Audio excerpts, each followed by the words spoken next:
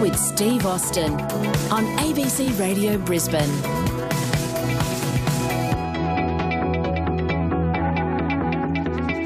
Wednesday the 16th of May, lovely to have you along. You remember I brought you the story yesterday of a lady in Brisbane who was doing a one-person protest outside the Australian Veterinarians Conference. So we need to get our animals eating fresh food, and it's raw meaty bones.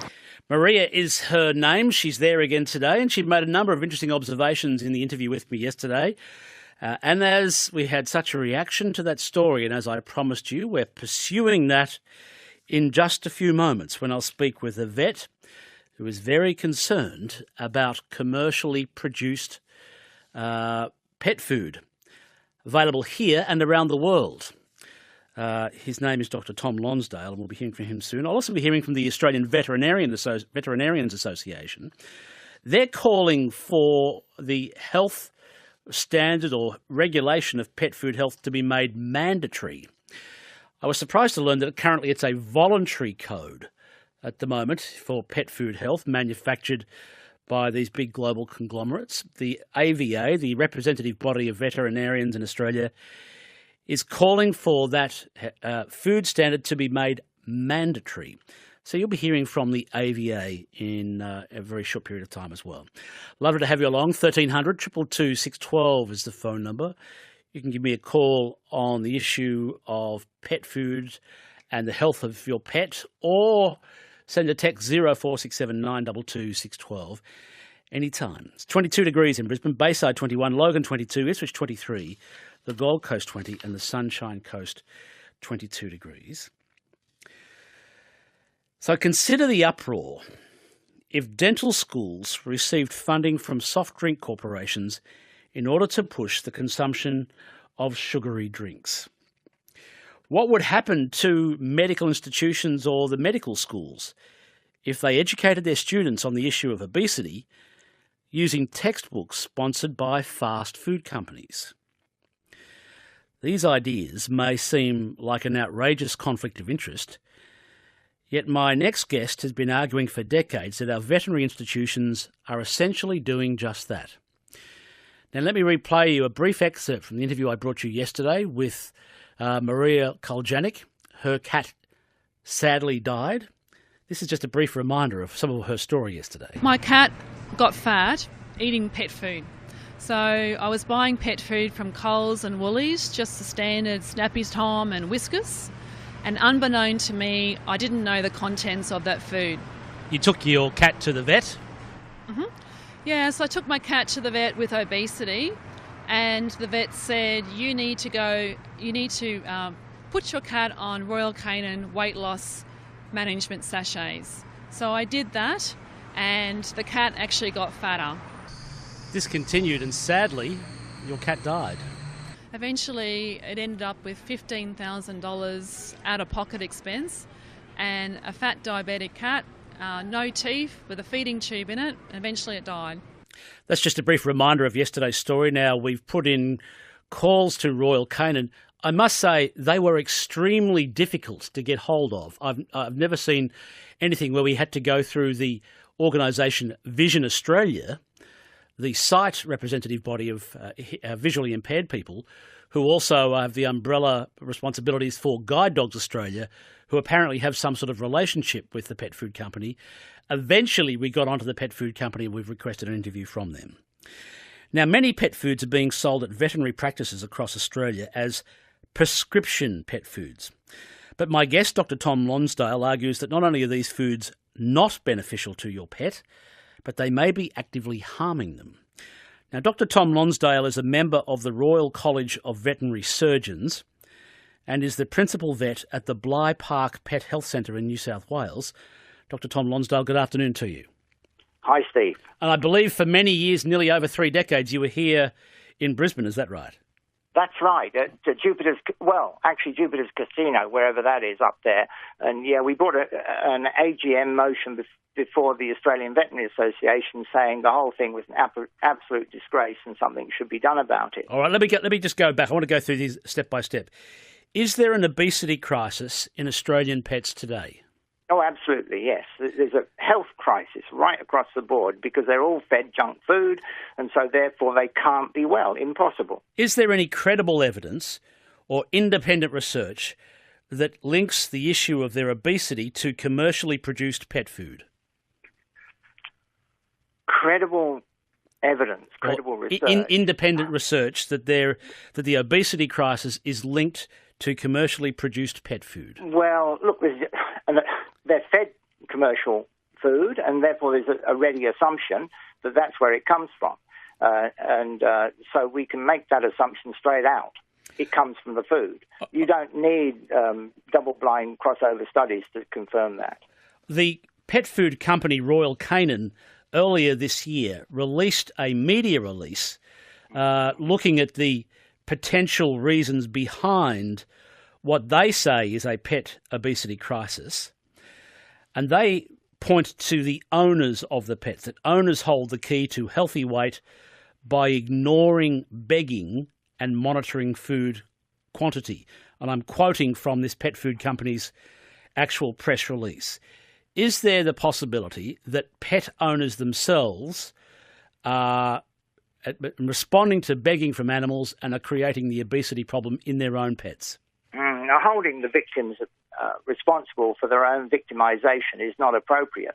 Absolutely not. The pet owner has no option other than to take in what's conveyed to them in their living rooms through the TV tube and what they see in the vet surgery. Well, hang on, Tom. They do. I mean, they can make their own choices. Human beings are creatures with their own brain. They make rational choices, hopefully. And if their pet's getting heavier, they can say, "Well, you don't need much food because you're getting too big." Well, Steve, it doesn't just come down to that. I mean, this is not just an obesity issue. There's a whole host of other things wrong with the junk foods that the poor animals are being caused to consume. So shifting the discussion over onto, well, look, it's the owner's fault, when the owner's given no other option, walk down the so-called pet food aisle and there's no option but the canned junk that's doing the harm, then they really don't have a ready supply of information. And don't forget, of course, that we blew the whistle back in 1991 and effectively been silenced ever since. What did you blow the whistle on back in 1991, Dr. Tom Lonsdale? Okay, the profession being in bed with the junk pet food industry, that there was at that time a massive epidemic, and still is, of rotten mouths in all these animals, the stinking dog breath that we're all so familiar with, is all to do with these animals being deprived of their opportunity, their birthright, to rip and tear and chew at their natural food. Instead, they're required to consume this starch-laden junk out of the can and packet.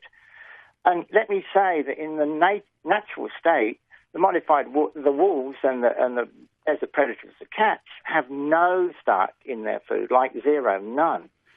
So what happens with starch in the carnivore digestive tract? It gets converted into glucose, right? That's what the body does. It absorbs the starch, turns it into glucose. The body says, oh, whoops, I'm overwhelmed with glucose, don't need any of this.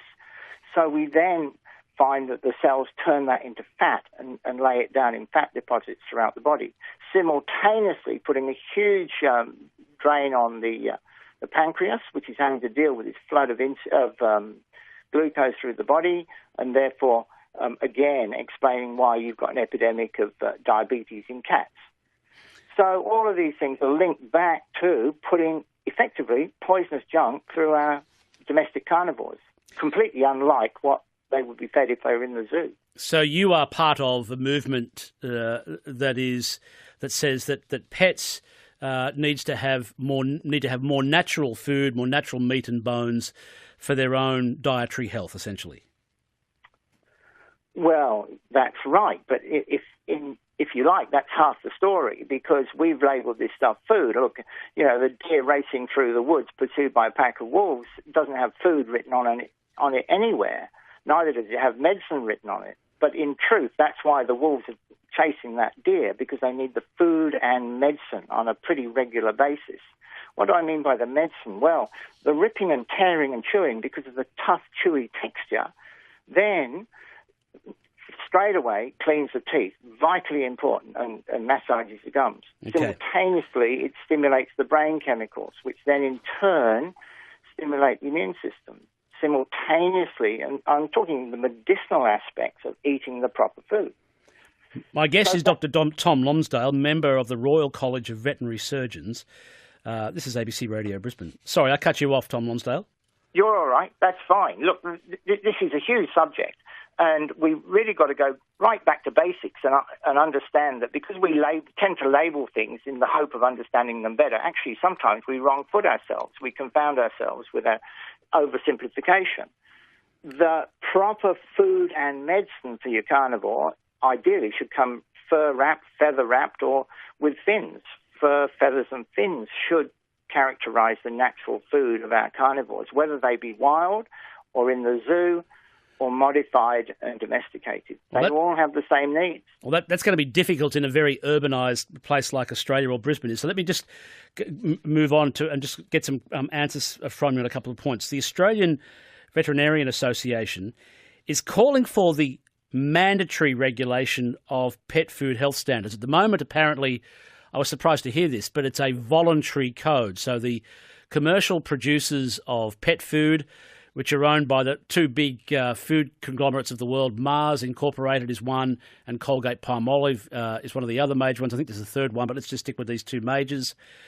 At the moment, the commercially supplied or for sale pet food in Australia is a voluntary code. The AVA, the Veterinarians Representative Association, is calling for mandatory regulation of pet food health standards.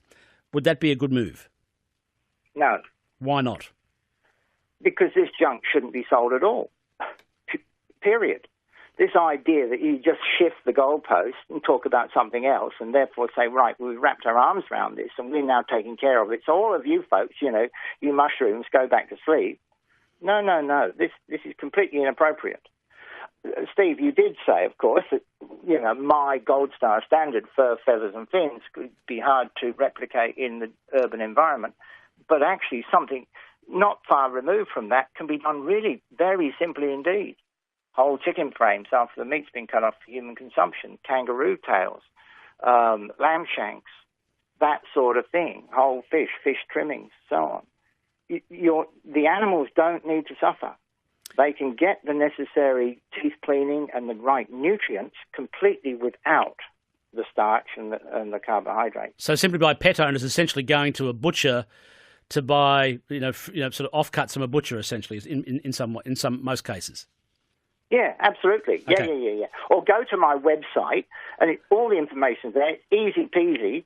And all my clients do this, and of course they don't come back with sick animals, so that's a bit of a problem from a commercial point of view, but never mind. We're gratified to know that our patients are healthy. All right, now you've been a big critic of the relationship in commercial business and the veterinary schools in Australia, so let me ask you a couple of questions. I just want to make sure that we don't unfairly name anyone or defame anyone here, but is it true that major pet food suppliers are also the providers of special dietary pet foods that are prescribed as the solution to the dietary problems in pets by vets in Australia? In other words, they supply the commercial food, then they supply the pharmaceutical or medicinal food, for want of a better term. Yeah. It's a fraud upon a fraud upon a fraud, yes.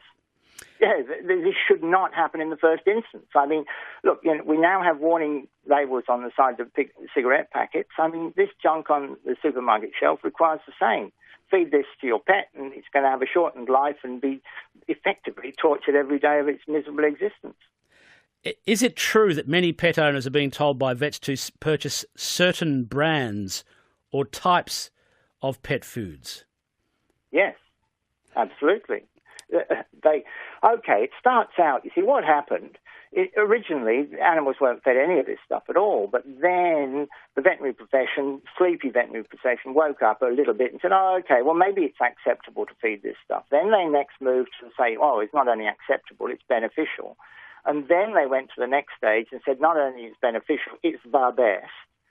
Simultaneously, they were disparaging and denigrating the natural alternative. All right. So that's the background to this. And then they say, right, we got coast clear, and we now, because we're the authority in this area, can now prescribe all this stuff. So you go to the average vet, and there's an array of different so-called medicinal food products, all of which are hugely harmful. Can I get you to stay on the line? Would that be okay? Sure. Just stay on the line. So I want to speak with my next guest, because we've managed to get hold of someone who's very, very busy, and I want to speak to her and not miss the opportunity of talking with her. So that's Dr. Tom Lonsdale. Tom Lonsdale is a member of the Royal College of Veterinary Surgeons and is a principal vet at the Bligh Park Pet Health Centre in New South Wales. Let's go to Dr. Paula Parker. She's president of the Australian Veterinarian Association. Paula Parker, the AVA is calling for the mandatory regulation of pet food health standards in Australia. Why is that? Good afternoon. So one of the things that we discuss as part of our policy is that all pet food in Australia, we want consumers to have confidence that pet food's of a high standard. So at the moment in Australia, compliance with the Australian standard is voluntary, and we would like to see everybody in Australia comply with that minimum standard. Why do you want it changed? What's the problem?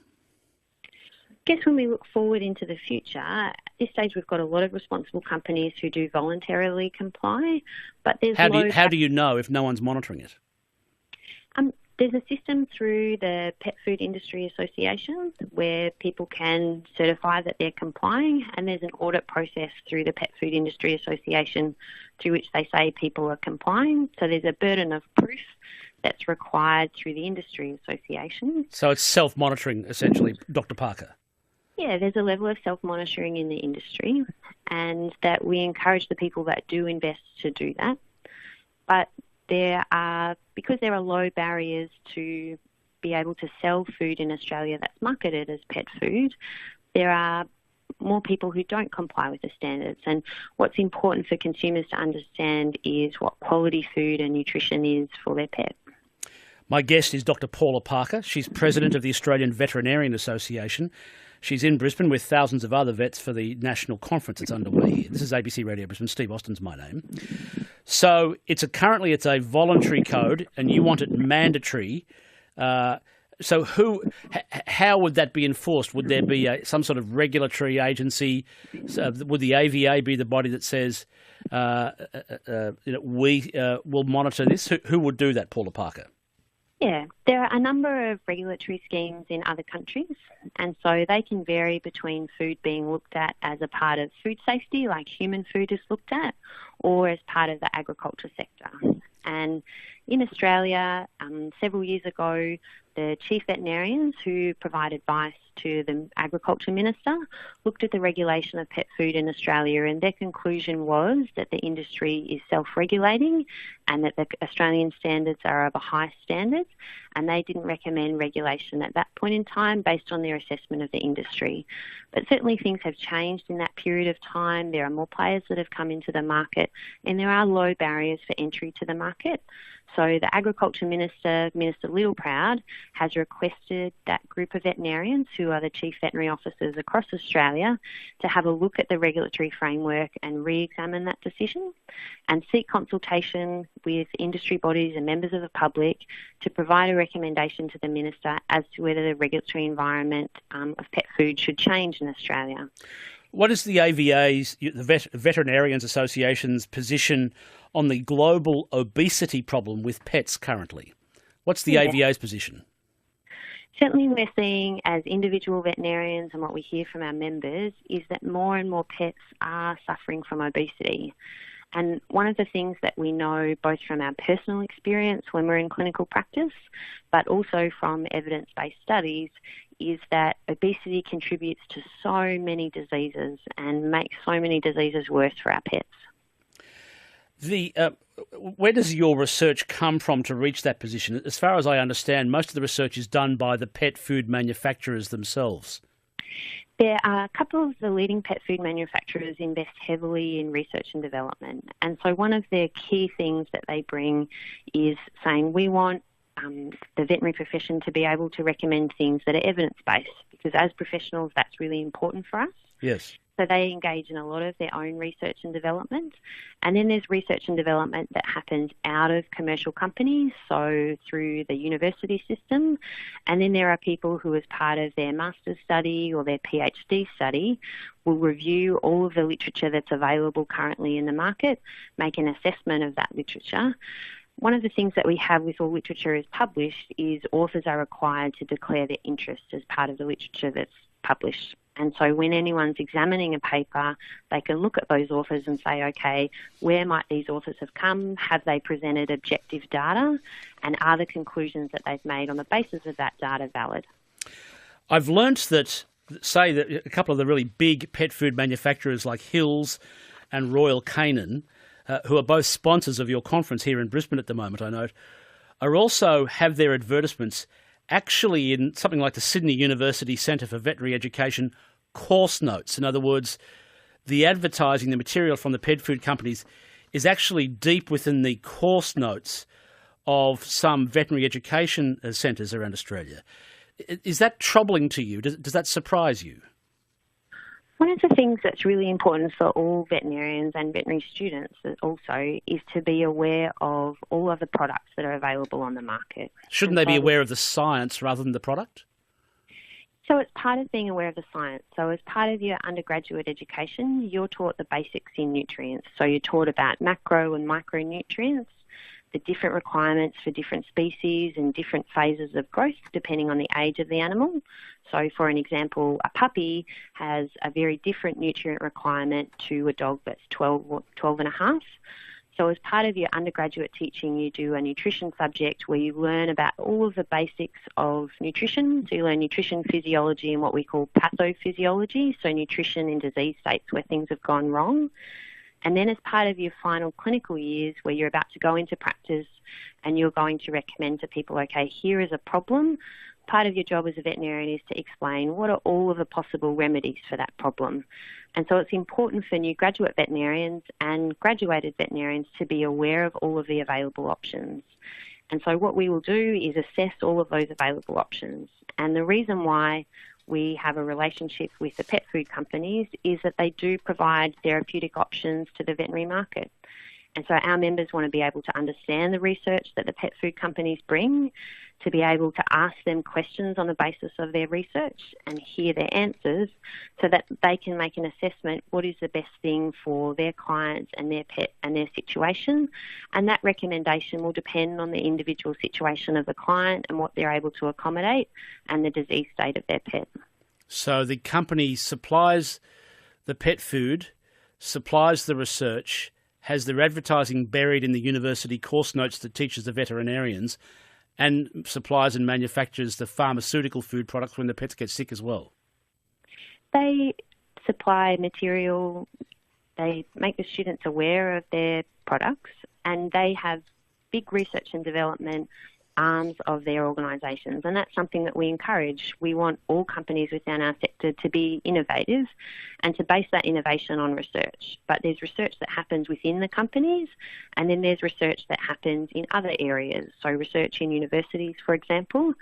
And then as part of people who are undergoing further degree qualifications, part of their further qualifications are to look at all of the available research and assess that research, and then they publish what are essentially summary papers that state what is the status of all of the research, what are the strengths and weaknesses of these various papers, so that people understand the base of evidence that's out there. I really appreciate you coming on this afternoon. I know you're very busy with your conference. Thank you very much. No worries. Thank you. Dr. Paula Parker, President of the Australian Veterinarian Association. They've got their major conference in Brisbane at the moment. Dr. Tom Lonsdale, are you still with me? Well, I'm almost fallen off my chair, but picked myself up. Well, let me get your reaction to that. Let me give me your reaction to that as someone who says it's not good enough to call for mandatory research. We've just learnt that the pet food companies make the pet food, supply the research, have their advertising products buried in the course notes where the vets learn their trade, and then supply the pharmaceutical product on the other side. Yeah, exactly. It's just a huge brainwashing scam that is completely entrenched in the system. So what should the AVA, as the governing body or the representative body of veterinarians in Australia, what should they be examining in this? Well, first off, they should come clean and say, whoops, we made a mistake. Sorry. That's what I had to do back in the 1980s,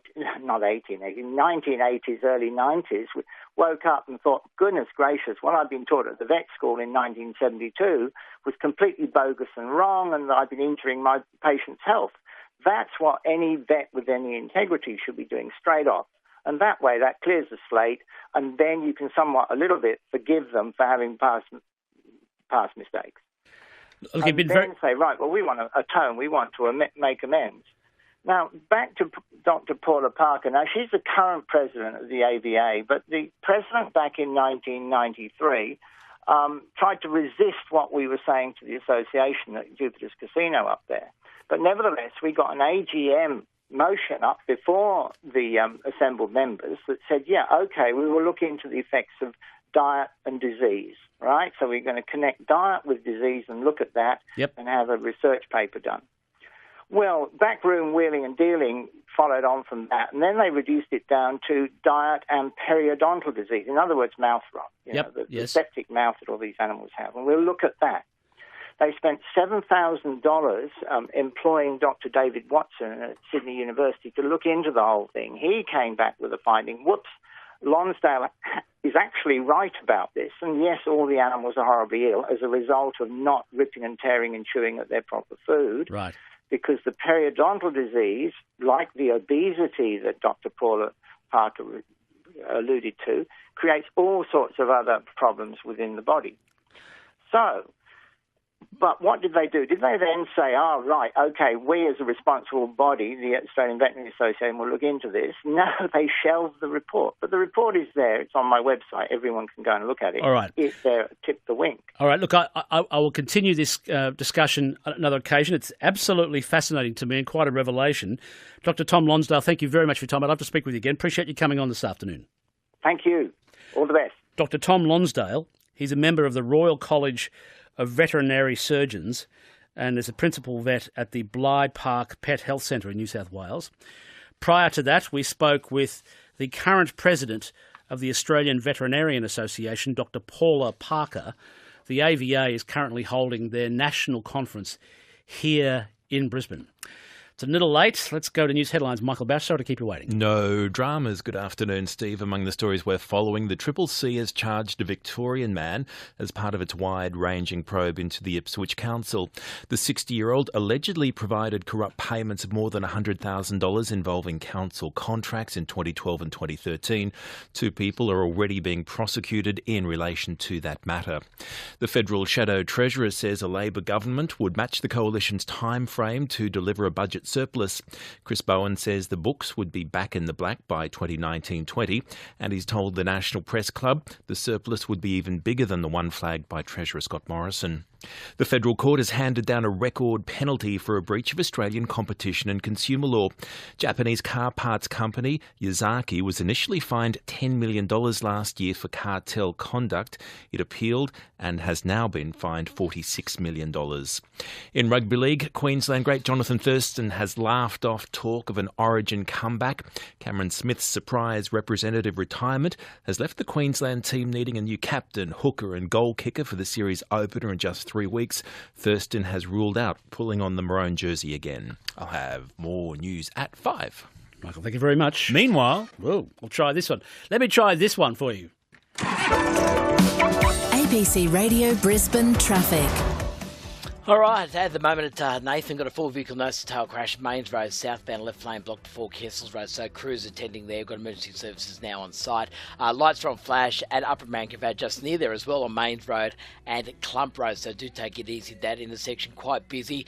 At Gregory Terrace, busy both ways near College Road through Spring Hill. Mogul Road, silent sections between Taringa and Kenmore. And also the Western Freeway has been building outbound from Indooroopilly to Fig Tree Pocket. Did have a minor crash reported around Durang Street. That got cleared fairly quickly. Milton Road outbound has been busy from Auchenflower to Toowong. Also the Gateway extension really heavy from Currabee onto Logan Motorway Druvale, and delays on Oxley Road southbound through Sherwood and Oxley settling down a bit. Pacific Motorway has been busy outbound through Wollongabba and Green Slopes around the mergers. Ipswich Motorway westbound, slow run from Rockley to Blunder Road at Oxley, and also delays in the Gateway southbound, mainly around Old Cleveland Road at Belmont. It starts to thin out a little bit towards the M1 at 8 Mile Plains, and the Gateway northbound heavy from Southern Crossway to Nudgee Road at Nudgee, the M1 from Logan Road to the Gateway merge at 8 Mile Plains, and it's been busy on Gimpy Road in both directions around Hamilton Road at Chermside. From the Australian Traffic Network, I'm Brad. It's the latest traffic. More details after 5 on ABC Radio Brisbane. Brad, thank you very much. Spilled beer and cigarettes, That's the love you know. That's the love you get. May the morning's light find you in good shape for one more roll, for one more day. Any other love, any other bar, Shakespeare Hotel, you know who you are.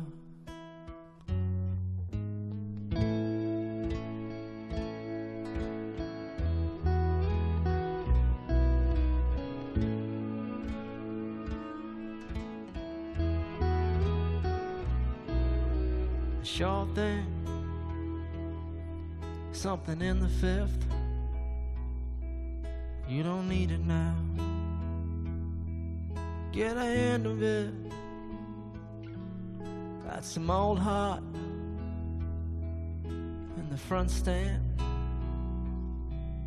You just send them love. Yeah, you know you can. Any other night, any other bar, Shakespeare Hotel,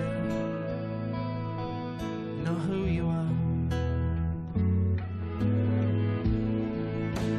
And I don't wanna call out to the loves or to the lies as we flesh out the stories of them.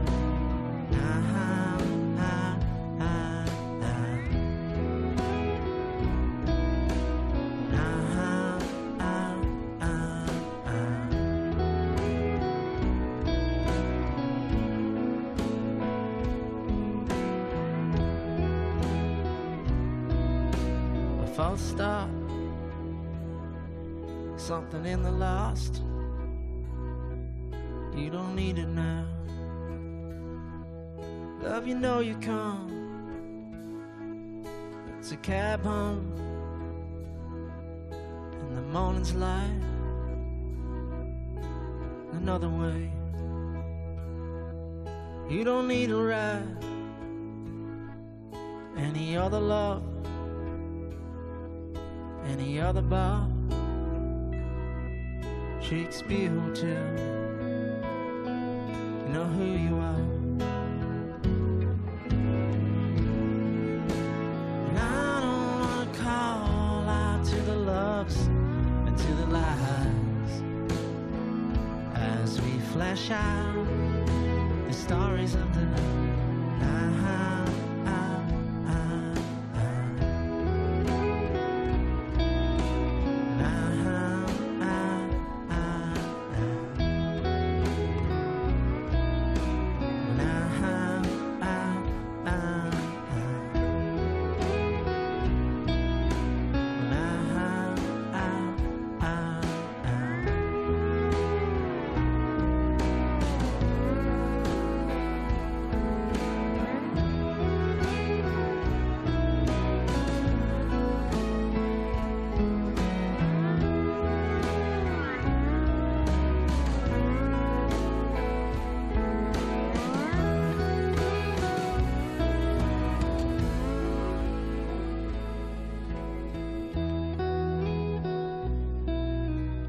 other night, any other bar, Shakespeare Hotel.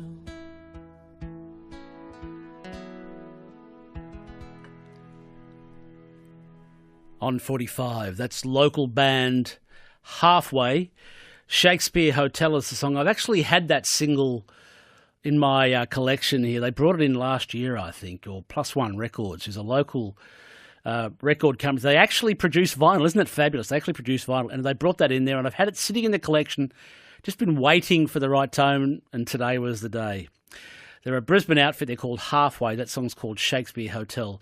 On vinyl at 45 revolutions per minute. Lovely to have you along.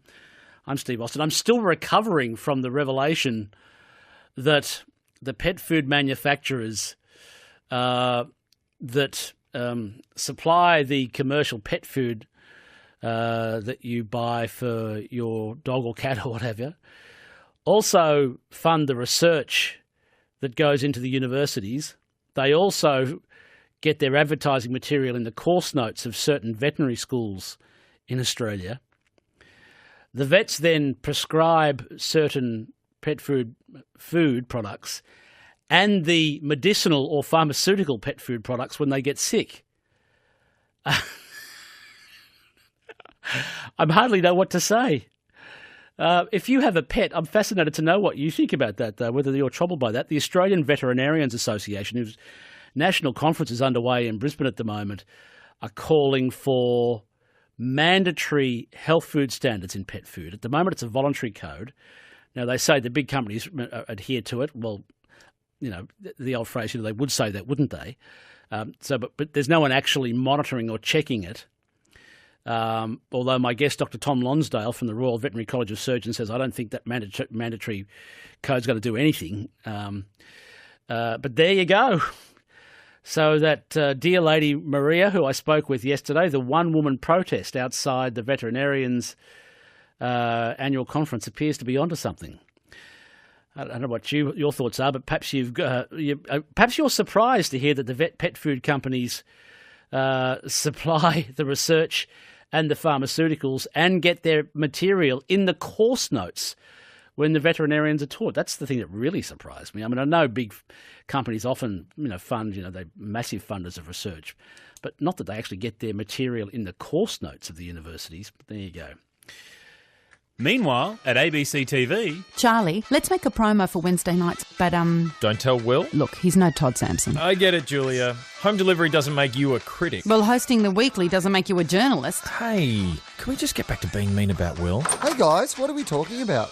Unicorns? Come on, let's stick together. Stick together with the best entertainers every Wednesday night. Home delivery, Gruen and the weekly. Tonight on ABC TV and iView. It's 17 minutes to 5. Ken sent me a note saying some 20 years ago, Steve, a food place in Sydney's Circular Quay was busted for using tinned dog food in their bolognese sauce. I was warned back then that a certain market-dominant brand of tinned dog food included a high percentage of caramel, which is essentially cooked sugar. Because dogs became addicted to it and consequently preferred it to any other food they were offered. I enjoy your show. It's always interesting listening. Loyal listener Ken. Ken, thank you very much. So they're putting caramel in dog food. Or back then they were. Now it's carbohydrates, I think, which is sugar once it's converted in the body, isn't it? A couple of things to let you know about before I speak with Fideli, who comes in every Wednesday. Fideli is the manager of the Sit Down Comedy Club. He hangs out with comedians, so he has a warped sense of humour, so please forgive him. Before I speak with him, the mayor of Ipswich, Andrew Antonelli, he had his court matter heard today. And the Ipswich City Council media office has just put out a statement requesting, and I'll read it to you, the Ipswich Mayor, Andrew Antonelli, has requested advice be issued to media regarding his current status and to request a correction made by some media that he, quote, failed to appear, unquote, in court this morning. Councillor Antonelli remained mayor of the city. He has voluntarily stepped down from his mayoral duties. He was not required to appear in court today and was represented by his lawyers. No offence has been committed in relation to today's court proceedings. So that the Ipswich City Council asked that different media organisations would just clarify that and make it sure. So his matter was heard today. So I hope that helps clear things up for you.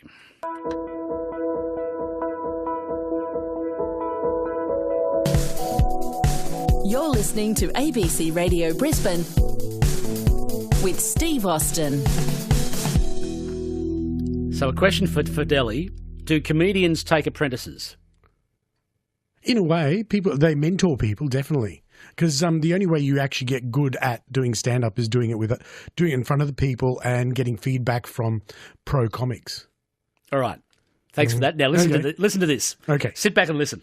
I want to get a call from you. 1300 222 612. If you're a tradie or an apprentice or you're someone who's taken on apprentices, I want to hear from you now. 1300 222 612 is the program. Is the phone number. So call now. Yesterday on the program, I heard of a shortage of skilled apprentices or trade shortage. trade shortage. Now, for every new apprentice, there are 2 qualified tradesmen retiring. You know, chippies, sparkies, plumbers, builders, things like that. Here's Alan Sparks, the Chief Executive Officer of East Coast Apprenticeships. At the end of 2013, there were about 400,000 apprentices and trainees in training across Australia. By the beginning of this year, that figure was down to about 250,000. About 40-odd% drop since the beginning of 2014. The other thing... What happened? There's a range of things in terms of industry encouraging apprentices seeing it as a worthwhile career. In relationship to the cost of training somebody, there's a great new report that's just hit the street last week, and it's a task force final report on apprenticeship expansion in the United States. It was actually ordered by executive order of President Trump. But it found that the return on investment for every dollar spent on apprenticeship training, for a business, they have a return of $27. So it's a very positive investment in training, which leads to productivity, which leads to profitability. That's Alan Sparks of East Coast Apprenticeships. Now, before I'd even finished that interview, the phones here were running hot with your apprenticeship stories, including Shannon from Jimboomba. Shannon is a chippy, and he said he's having an apprentice. He's having an apprentice is not only expensive, but the system itself is often ripe for abuse. I had an apprentice on last year from October till about February. Now, their prices went up in February, mate, but we can't afford apprentices. We can't afford apprentices anymore. My rates have not gone up in about 9 years. The apprentices have like, if you go through an organised training organisation like that chappie you had on before, yep, their rates went up $5 an hour in February. Mate, that's for a first year. Unsustainable. They were $21.70. They went up to $26.40. I can't make money on that, Steve. And so it's killing the industry, mate. Like, I'll just go back and work by myself. That's sweet. I'll just trot along, do what I have to do. And that's what I have to do because my rates, as I say, haven't increased. I had this kid straight out of school. He was great little kid from down Bow Desert Way, worked hard as, and he was losing me about $150 a week. That's okay. He's straight out of school. And I had to sit him down. I said, mate, this price rise is out of our hands. I said, I can't afford to lose. It was almost $200 a week that it was going up by. I said, mate, I can't afford to lose $350 a week. I said, it's just, there's no profit in these jobs for it. I said, I can wear $150 a week for 6 months or so because by that time you'll be catching up, you know. But to jump that much, it's just killing us, mate. And the other thing that's really what it's doing to the industry is that these first years from a registered training organisation like old mate was from, they're quite dear. So a chippy will get 2 or 3 apprentices and run them ragged, and that's what he has to do to make money. And so these guys will turn up on the job site. They've each got their set job. They run like clockwork. Old mate boss man, he's cutting every single corner he possibly can to make money. And these chippies do that for 4 years. They might only do framing. They might only do framing for 4 years. Never hang a door, never do a soffit. They get 4 years down the track. They get out and get their own licence. They get a couple of mates together and run a gang. They don't know that what they've been taught is absolute rubbish. And so they try and cut corners on the corners that they've already been told to cut. You know, it's just, mate, it's going downhill. So that's Shannon, who's a chippy. Is he right?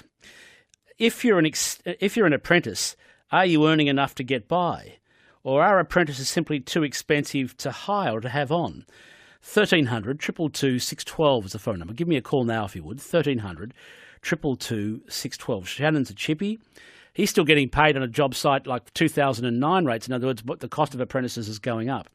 So give me a call. Give me a call. 1300 222 612 is the phone number. Michael of Redland Bay, tell me your story of your grandson. My grandson is an apprentice, second year. He's on about $50K a year. That's reasonable money as far as I'm concerned. But he doesn't get holiday pay or sick pay. Right. He is very good at his job. Like the boss, even last year, gave him a bloody bonus over Christmas. But they work really hard. Yes. 38-hour week. And it's just how good the apprentice is, I think. You know, but if you're paying an apprentice $45 a day, why would they want to work hard? You know, that's just crazy. So the more you pay them, the harder they work, you think? I reckon so. And so your grandson is very good and is paid accordingly? Accordingly to what like he'll get his trade by the end of next year. Yep. Be fully qualified tradesman. And then, you know, like if he does a weekender, like he gets $38 an hour. So he's a second-year apprentice and he's on $50,000 a year painting, as a second-year apprentice painter? Yes. Michael, thank you very much. See you, mate. Good on you. 1300 222 612 is the phone number. I'm keen to know what you think. Matt of Ripley says, I would happily consider an adult apprenticeship if the wage wasn't comparable with a 15-year-old working in a fast food restaurant. Maybe address that and more older people would consider it. Matt, thanks very much. You can give me a call. 1300 222 612 is the phone number. You can call now. In the studio, it's Wednesday, hump day, so I like Fideli to come in because he knows stuff. He gets around a bit and he gets word on the street. He manages the sit-down comedy club. So comedians don't take apprenticeships, but they do mentor people. Well, the apprenticeship system for a comic is jumping up at an open mic room because the only way you get good at stand-up is by doing it in front of people and making mistakes because you've got to bounce your jokes off and go, oh, that didn't work with that crowd, and doing lots of different crowds. So there's a lot of unpaid work for comics because they're only jumping up for 5 minutes at any one time. So yeah, but what about you? Do you take an apprentice? I mean, who does? I mean, you've been managing the sit-down comedy club for 25 years. Yeah. When you decide to retire, it all falls apart. It all falls apart. Like many years ago, we had Kelly, who works for me now, who's nearly been working for me for 10 years, who started working with us while she was studying primary school teaching, and she was working on our door, and now she's the 2IC in our company. We made her an offer she couldn't refuse when she finished her degree and said, you can deal with school kids or you can deal with comedians because they're pretty much the same, So she stayed on, and we've recently employed, we had an intern from QUT about 18 months, 2 years ago, and she worked for us for 6 months doing 10 hours a week, and then at the end of it we offered her a job because she was fantastic, and then she recruited our last new person that we employed about 2 months ago, who's everyone sort of learns and does everything in our business and gets pushed through the system. Just hold that thought. Yeah. Alistair from Lowood, you're a licensed builder. Yes. Tell me the story. You wanted to take on an apprentice a little while ago. Yeah, look, I took it on a mature age apprentice a couple of years ago, and I just couldn't afford him. Trying to teach the guy and try and make money myself, it was just too difficult. And I think the big problem is with builders especially, when they're really, really busy, they're too busy to train somebody, and when they're really, really quiet, they can't afford to train anybody. So the apprenticeship scheme and everything, it's going to struggle. What would it take to improve the apprenticeship scheme? I mean, we want guys like you who are a licensed builder. You've got experience. You're doing work. We need you guys to actually train younger people. Yeah, and look, as a licensed builder, I was really fortunate. I did my apprenticeship in the country, and my apprenticeship was broadstream carpentry, and we got to do every single bit of carpentry you could possibly think of. But like Shannon said yesterday, he nailed it yesterday. The apprentices now, they're taught framing. They're taught one thing. They're not taught broadstream. So, I think they're going to struggle in the future as well. But I don't know. Like, it's just difficult to, as a builder, because every builder wants an apprentice, I think, too. But, we want to train kids. We want to be responsible and pass back our knowledge. But it's just unaffordable. So, I mean, Shannon yesterday said he was getting paid the same rates he was earning back in 2009 or something. Yeah. Look, rates. I don't know. It's hard to say with rates and stuff like that. I've actually gone away from building for myself now, and I've actually gone and got a full-time job because it's just so much easier with all the stuff you have to do now, and it's just so time-consuming. It's taking on an apprentice is just another issue, and it's another difficulty to actually run a business. It's just too difficult. I agree with Shannon, but the group training, they just pass them on and around, and they get flogged, and they don't learn anything, the poor buggers. But as I said, I was lucky. I was with one person my whole apprenticeship, and I'm so grateful I got to learn everything. Good on you, Alistair. Thank you very much. Thanks, Steve. Once upon a time, didn't blokes like you and me want to be apprentices? Like, Or were you the sort of the university thing? Was it changed in the 80s, didn't it? I dabbled for a short period of time in my teens at being an apprentice hairdresser. Did you really? I did, on weekends and stuff like that. But I think you're a fabulous human being. You're more interesting the more I get to know you. I've tried many different things, but I think Shannon also hit it on the head where, since the GFC, things haven't really moved. People's prices, our prices haven't changed. What comics get paid hasn't changed, but everyone keeps trying to squeeze the lemon and get more out of it.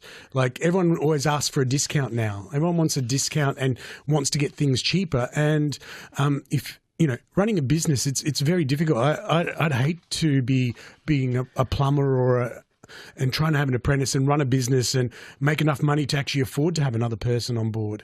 Just stay with me. Yep. 20 years ago today, the final episode of Seinfeld went to air. 20 years ago today. That's scary. Way back in 1998, after 9 very successful seasons, the show drew to a close way before overstaying its welcome. Now, think back, if you can, to the time George decided to shake up his life.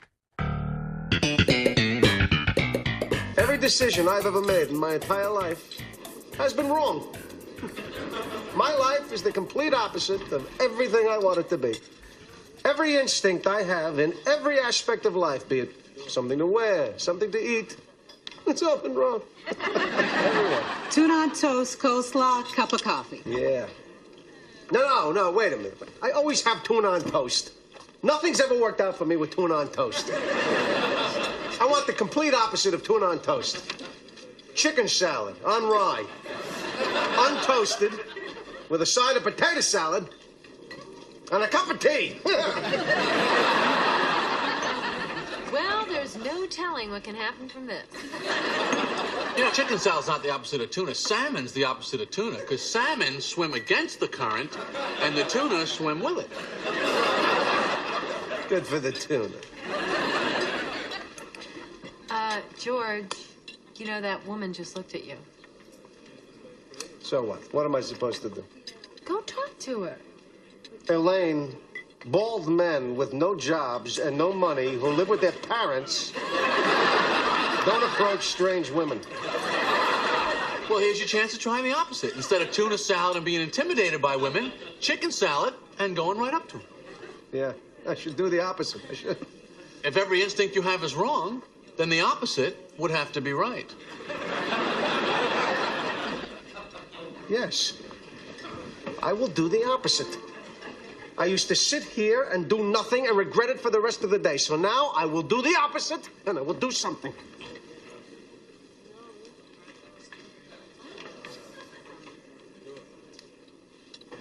Excuse me, I couldn't help but notice that you were looking in my direction. Oh, yes, I was. You just ordered the same exact lunch as me. My name is George. I'm unemployed and I live with my parents.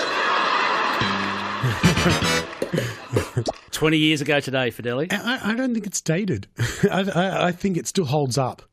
It does hold up. Yeah. It didn't feel like it had ended at all. No. My time has ended. Thank you very much for coming. It's lovely to see you. Thank you. Fideli's the manager of the Sit Down Comedy Club, taking your calls on apprenticeships after the news. 1300 222 612 is the phone number. Call now. Craig Zonka and Rebecca Livingston.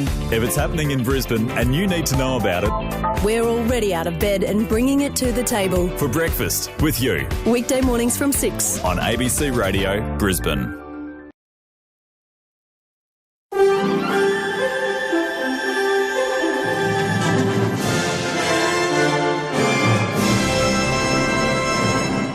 ABC News, good afternoon. I'm Michael Bausch. The Federal Shadow Treasurer says there's no reason for the government to sit on a report into landmark GST reforms. The Productivity Commission yesterday delivered the findings of its review into the fairness of the current tax carve-up. Treasurer Scott Morrison says it'll be released next month after he's briefed his state and territory counterparts. Chris Bowen's told the National Press Club there's no excuse for the delay. I don't expect him to release it on the day he got it. Fair enough. Take it home and read it. But share it with the rest of us. It doesn't need weeks. It should be released this week. There are by-elections, but put the by-elections aside. This is a very big issue for many jurisdictions. Clive Palmer says billboards erected between Brisbane and Townsville are not part of a federal election campaign. The signs feature the former federal MP giving the thumbs up with the slogan "Make Australia Great." Federal frontbencher Craig Laundy says the advertising money would be better spent repaying the entitlements of workers from the collapsed Queensland nickel. Speaking from Austria, Mr Palmer has hit back. Well, unfortunately, Mr Laundy's attitudes are small, like he is a Minister for Small Business. He needs to have a stronger and a greater vision about this country. And after all, it's my money. I'll spend it as I want to. It's really none of his business. The CCC has charged another person linked to the Ipswich Council. The 60-year-old Victorian man has been served with a notice to appear in court next month. It's alleged he provided corrupt payments of more than $100,000 involving council contracts in 2012 and 2013. 2 people are already being prosecuted in relation to that matter. State Parliament has spent the day discussing serious reforms to local council integrity laws and a possible statue for Cameron Smith. The opposition leader claims there's been too much fluff, as Chris O'Brien reports. A lengthy debate is continuing about tougher laws against local government corruption, as well as a contentious state ban on political donations by property developers. But LNP leader Deb Frecklington says the Premier also took up Parliament's time talking about a statue for the now retired Queensland State of Origin captain and the baby girl who's become the 5 millionth Queenslander. Anastasia Palaszczuk, the Premier for fluff. I'm concentrated on the serious legislation that we have before the House. The opposition supports the council reforms, but not the developer donation ban. Chris O'Brien, ABC News. The Prisoners' Legal Service has told a Crime and Corruption Commission inquiry it receives weekly reports of assaults in jail. A CCC task force is examining corruption risks in Queensland prisons in a bid to raise standards. Solicitor Peter Lyons says as the prison population increases, so does the violence. Incidents of assault on prisoners in the Townsville Correctional Centre by correctional officers, and that those assaults regularly take place in areas where there's a lack of monitoring or CCTV in order to be able to see those particular assaults. The federal court has handed down a record penalty for a breach of Australian competition and consumer law. Japanese car parts company Yazaki was initially fined $10 million last year for cartel conduct. It involved wire harnesses used to make Toyota Camrys. The competition watchdog took further legal action seeking a tougher penalty. Yazaki's now been slugged with a $46 million fine. A picture of a large dead crocodile posted on social media has prompted an investigation by Queensland's Environment Department. The image, which has since been deleted, shows a 4.3-metre reptile strung up on the banks of the South Johnston River near Innisfail. Authorities suspect it was shot last month. Illegally killing a crocodile in Queensland carries a maximum fine of almost $30,000. In rugby league, Jonathan Thurston says Greg Inglis is the obvious choice to be Queensland's new captain. Cameron Smith's surprise retirement from representative football has left the Maroons looking for a new skipper just 3 weeks out for the Origin Series opener. Thurston, who's ruled out an Origin comeback, says Inglis has the required leadership skills. He's playing some really good football, and I think, boys just follow GI, so having the C next to his name hopefully makes him unstoppable. The weather, showers continuing tomorrow for the northeast tropical coast, some moderate falls mainly over the Cassowary coast, a possible shower for much of the eastern interior, mostly fine for the southeast. Brisbane's temperature range 13 to 23 degrees. You've been listening to ABC News.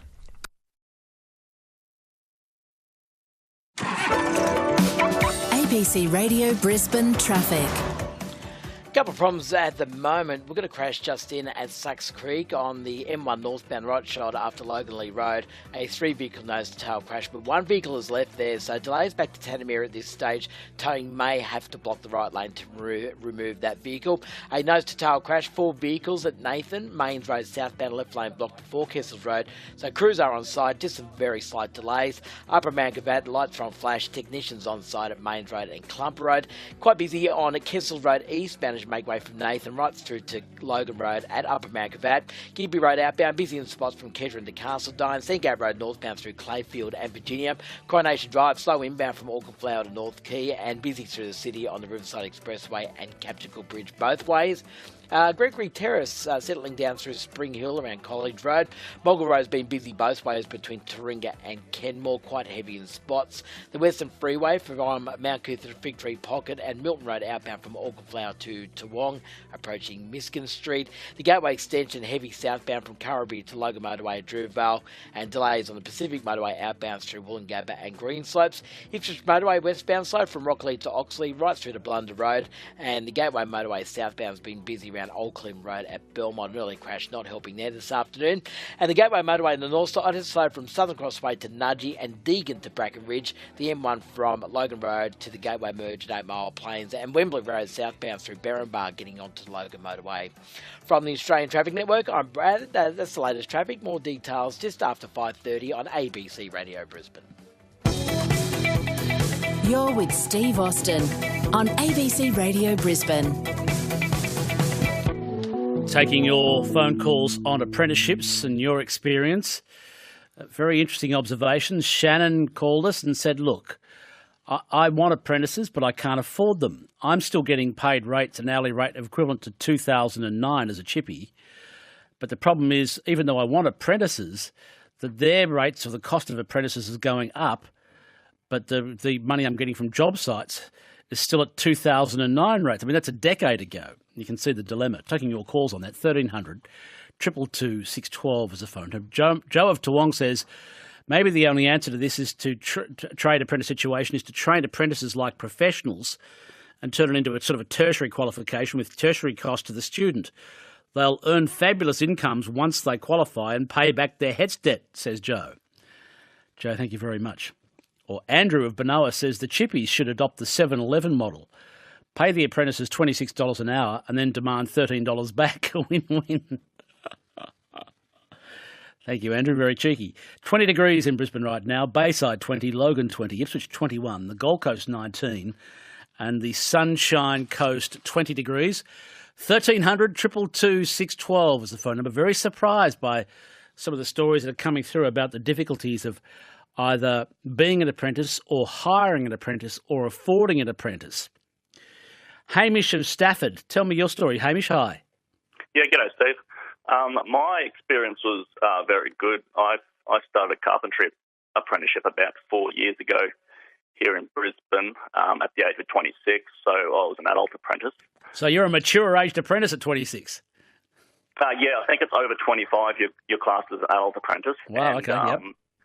And because I was doing various other things beforehand, which gave me a fairly good amount of practical skills, and so I was paid a little bit higher than the typical apprenticeship wage when I started in the industry, as opposed to starting straight out of school. Okay, so how did it go?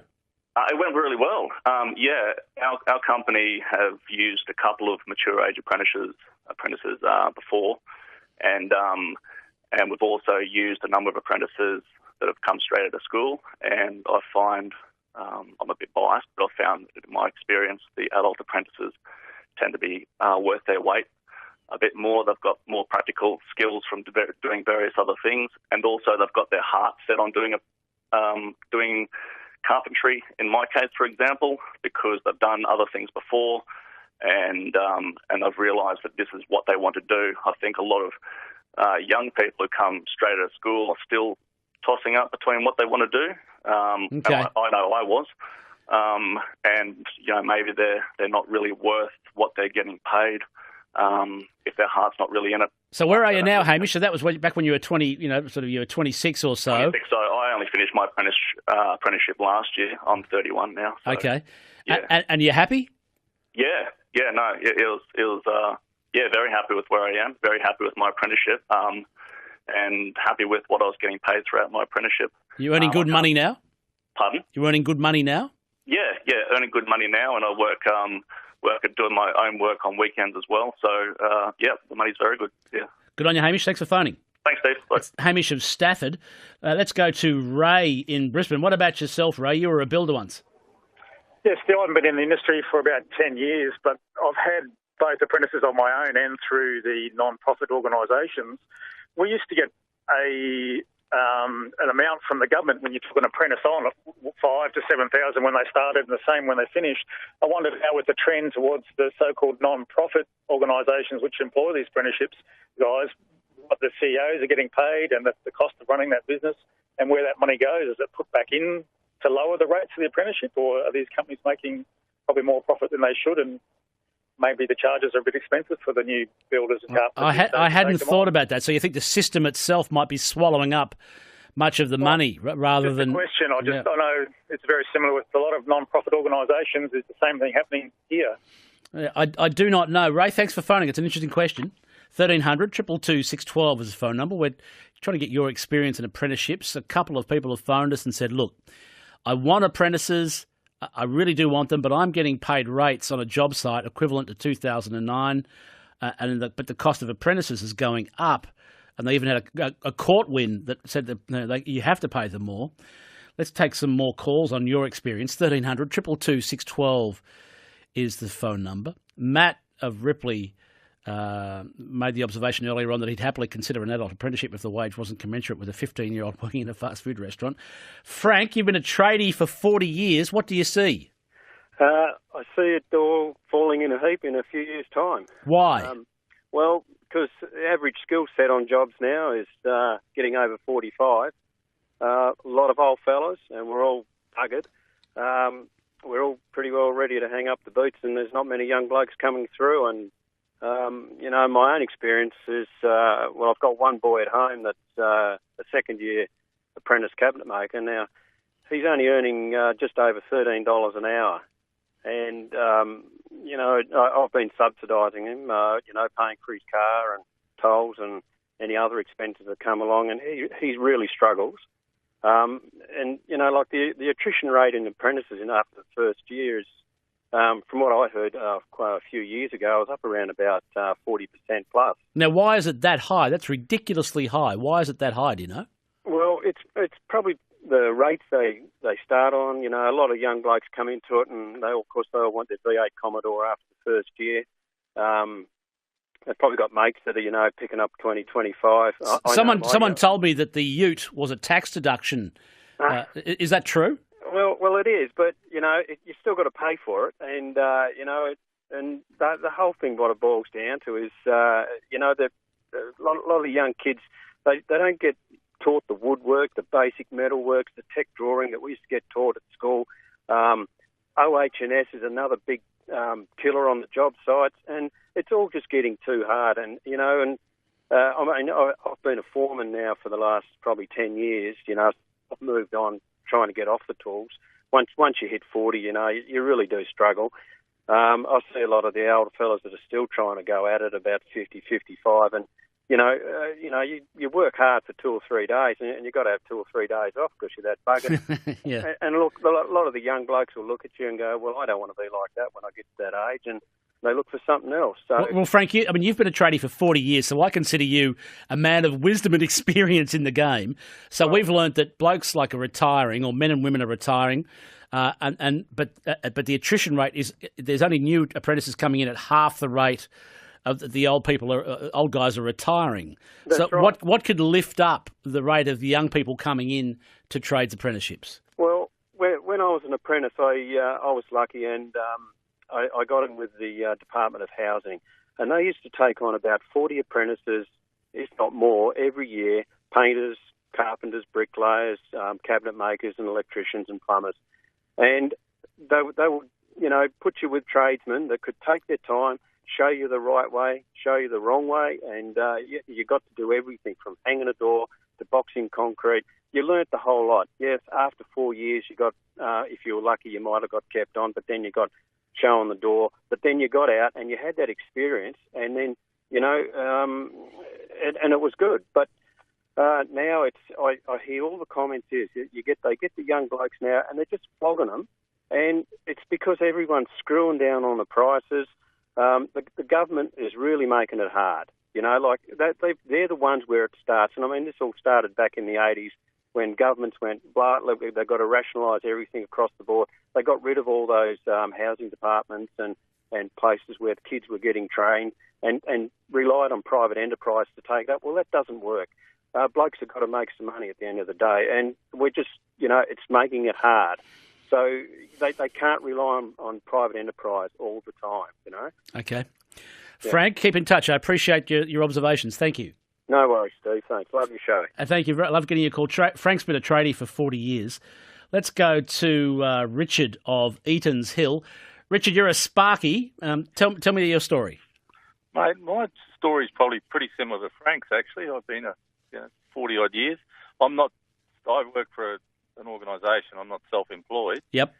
I did my apprenticeship with a mining company, and the mining company used to take on 40-plus electrical apprentices every year, same fitters, about half that number of boilermakers, and the odd carpenter, et cetera, And I saw in my time there, it became non-core business, and they basically farmed it all out. And the end result is they've probably only got about 20 apprentices a year, if that, now.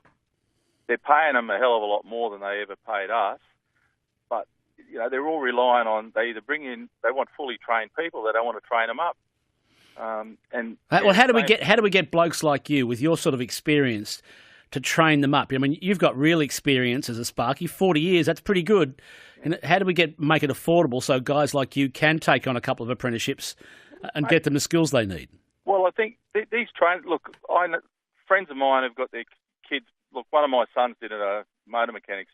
Well, two of my sons did motor mechanic apprentices, and they were lucky, and they're both tradesmen now unemployed. But they were lucky that the organisations that they worked for were big enough to take, and were prepared to take them on straight out of school. But the training organisations that are out there that are on selling the apprentices aren't getting the wages.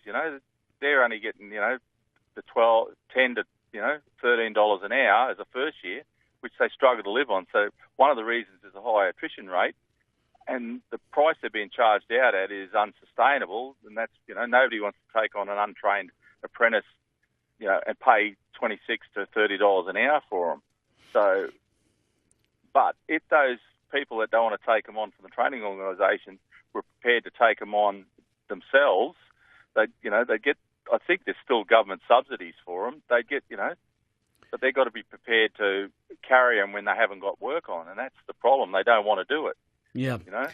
Because, yes, they need the income. Their margins are so tight by the sound of it. Yeah, and that's right. Yeah. So realistically, government, like Frank was saying, government and the big organisations, they're the ones with the capacity to train people up, But they're not doing it. And they're not doing it. They basically wash their hands. They want private enterprise to do everything. And the basically the small businesses, they just can't afford it. Yep, I'll have to leave it there. Richard, thank you very much for phoning. No worries, mate. Richard from Eaton's Hill, Sparky with nearly 40 years' experience. Barry from Alexandra Hills. Tell me about apprenticeship pay rates. Well, basically, those kids can't afford to stay as an apprentice. The first-year apprentice gets about a tick over $10 an hour. That's about two-thirds of the minimum wage. They just cannot afford to do it. Now, I'm in the construction industry. They have to travel to areas like Yarra, Bilba, Springfield, etc. Yep, where the work is. They must have a car to get there. Yes. How do you do that on $400 a week? Yes, point taken. Even if your ute is a tax tax deduction. And let's pull that myth apart. When I first started as a carpenter, I left school in 1974. You could work out of the boot of a car. Then we had to get more and more gear, so we had to put it into a ute. Now we're virtually forced to have a trailer. Now those trailers weigh only 2 tonne, the average carpenter's trailer. You need the diesel four-wheel drives to pull things around legally. Right. Yeah. Well, right. We're not big show-off boys. By the system, we are virtually forced to have them. So one of my callers earlier on, Frank, I think I was pointing out that the regulations across the board are also part of the factor that some of the rules regarding this. Okay, Barry, look, thank you. Yeah, thank you. Good on you. Barry from Alexandra Hills. Another quick call.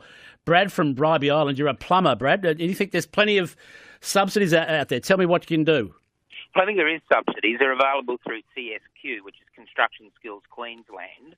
But more importantly, everyone can blame the government. I'm a small sole trader on Bribie Island, and you've got to look at apprentices for the first 2 years. They're not going to make a profit, and it's part of our social obligation to the trade to continue the skills base of the trade to employ apprentices. And we can always hear how hard it is.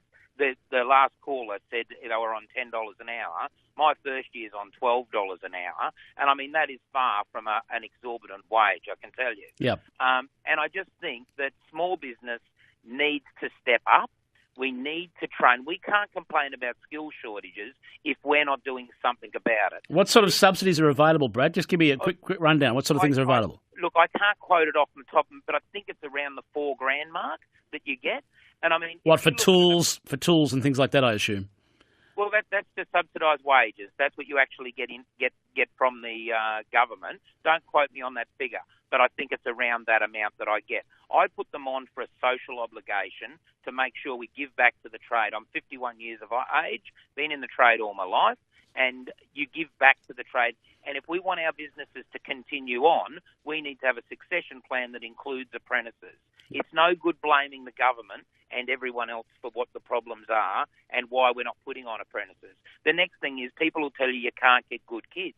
Well, in actual fact, you can.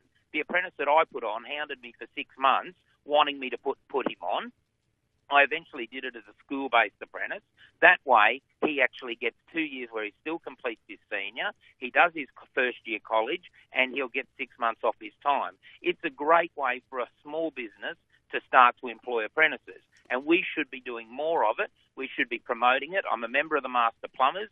They have an apprenticeship scheme. The Plumbers Union have an apprenticeship scheme. And these are all organisations that contractors can use to actually make life a lot easier to put on apprentices and actually step up and let's give these kids jobs, particularly in the small communities like where we are on Bribie Island, on the small, Sunshine Coast, those areas. The real big thing that has wrecked the apprenticeship market is where trades have been watered down and dumbed down to, particularly in the housing industry, where, a carpenter no longer learns to be a carpenter. They either put up frames or they put up doors or they we've do heard that. all fragmented work, and it's ridiculous. But Brad, just forgive me, I'm going to have to move on because I've got to cross the state parliament. I'm sorry, but there's a few things happening over there. Thank you very much for phoning and giving me your view. I appreciate it. Thank you. Good on you. Brad from Bribie Islands. The point is that there are plenty of subsidies available, but perhaps contacting sort of the master plumbers or the master builders or whatever the representative body is, and they can help you find your way through that. Aaron from Chambers Flat sent through a note saying, finally, a sensible caller. G'day, Craig Zonka here. Our Stargazing Live world record attempt at Roma Street Parklands is coming up on Wednesday the 23rd of May. And we want to give some Brisbane families the star treatment in our VIP area alongside Dr. Carl and Jimmy Giggle. We'll even throw in a free telescope you can take home at the end of the night. For all the details, go to abc.net.au/Brisbane. And for your chance to win a family pass for 4, just listen to Breakfast, weekdays from 6 on ABC Radio Brisbane. 23 minutes past 5. I'm running a little bit late. Let me take you down to State Parliament. Parliament is sitting at the moment in George Street. The ABC's Chris O'Brien is there. And Chris, today they have been debating the Local Government Amendment Bill Cognate. And I'm fascinated by this term, cognate. Why is this bill cognate and other bills are not cognate? Whenever there are two bills, Steve, that have similar objections, objects, I should say, whenever there are two bills with similar objects, that's quite common for parliaments to debate them simultaneously. So we use the word cognate in Parliament, but you could use the word simultaneous. So there are two bills, the Local Government Councillor Complaints Bill and the Local Government Electoral Implementing Bill, CARA Bill. Because they have similar aims, they're being debated at the same time. So that's what that means. Thank you for releasing me from my ignorance. I was fascinated by this. I thought, what does it mean? Now, so how did the debate go, by the way? Is there anything you can tell me about that, or is it still happening? It's still happening. It might wrap up tonight, so they're finishing at 7 p.m. tonight. They're into the clauses, and it might wrap up tonight, so we'll just wait and see. But the other issue, of course, is whether Deb Frecklington has apologised for allegedly misleading Parliament. No, she hasn't. And of course, yesterday she claimed that there were 326 complaints about Ipswich, which the government allegedly had ignored. And the government said, you've misread the right to information document. There were only 3 complaints. And Jackie Trad has asked the Speaker to act on that complaint. Let's see what Deb Frecklington said about that. So when I stood up in the Parliament, I read off the piece of paper that I had. Now, Why should I take Jackie Trad's word for it? When you said 326 complaints, were you certain that that was factually incorrect? At the time, I was certain, well, that is what I said in the House. I didn't deliberately mislead the House. It'll be up to the Speaker, therefore, to decide whether the Ethics Committee needs to look at it. Steve, is it a distraction? Yes. Is it as important as what's going on in the debate? No, it isn't. But the point is, you've got to be correct when you tell something to Parliament. Let's see what the Speaker decides. Did she correct the record in Parliament? No, she hasn't. So she's waiting to see what the Speaker decides, whether it needs to be acted on or not. All right. Joanne Miller. She's had a fair bit to say about local government, particularly Ipswich. What's her position at the moment about her own side of politics? Ironically, after the opposition claimed 326 complaints, which the government said, no, that's wrong, guess who got up in the Parliament last night and attacked her government for not acting on hundreds of complaints? Yep, Joanne Miller. Here's the Premier's reaction to that. Oh, look. As I've said it in the past, look, that's Joanne being Joanne. She's always been standing up for her community, but the Deputy Premier today put some facts clearly on the table. This question here to the Premier is whether it's going to go ever too far by Joanne Miller.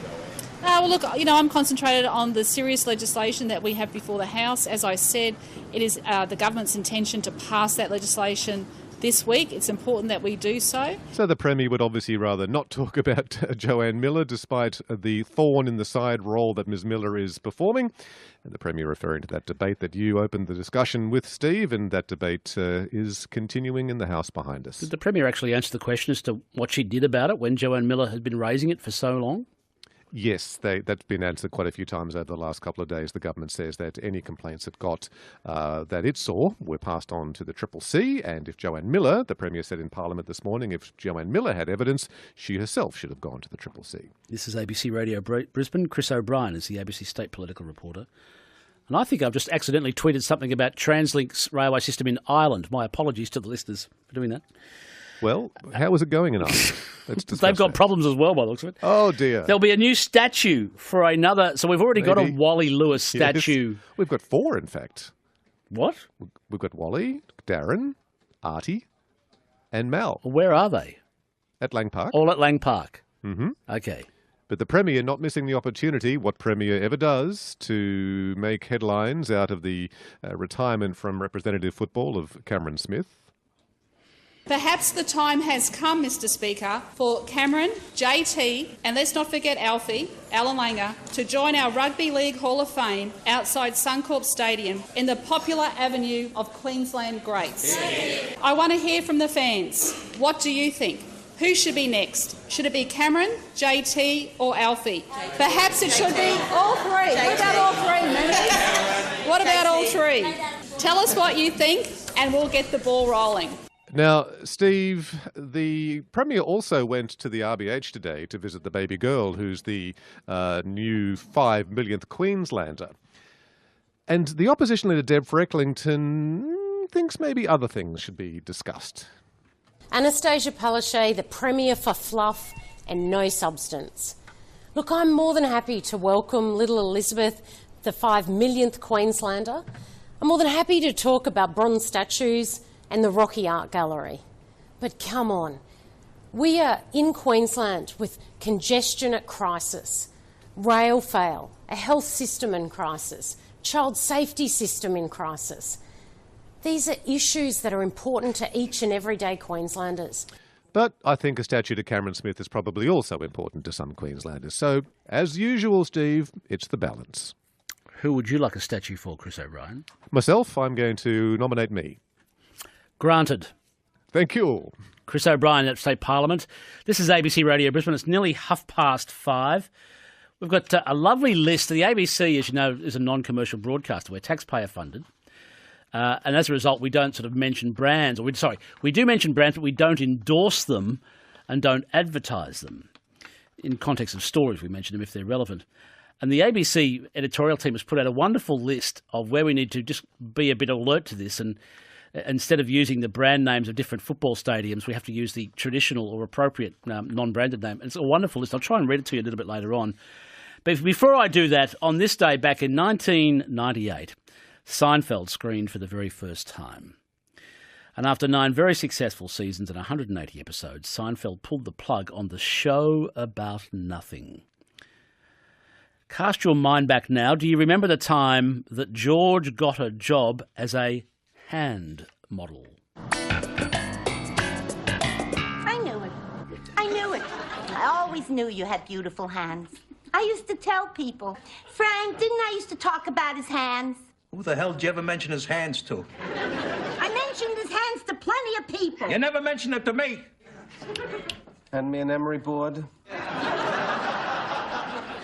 I always talk about your hands, how they're so soft and milky white. No, you never said milky white. I said milky white!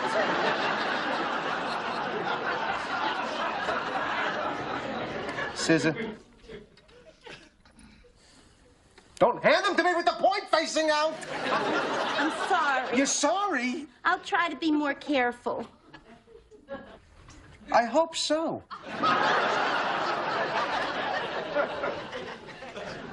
Georgie. Oh. Georgie, would you like some Jell-O? Why'd you put the bananas in there? George likes the bananas! So let him have bananas on the side! All right, please! Please! I cannot have this constant bickering. Stress is very damaging to the epidermis. Now, I have an important photo session in the morning. My hands have got to be in tip-top shape.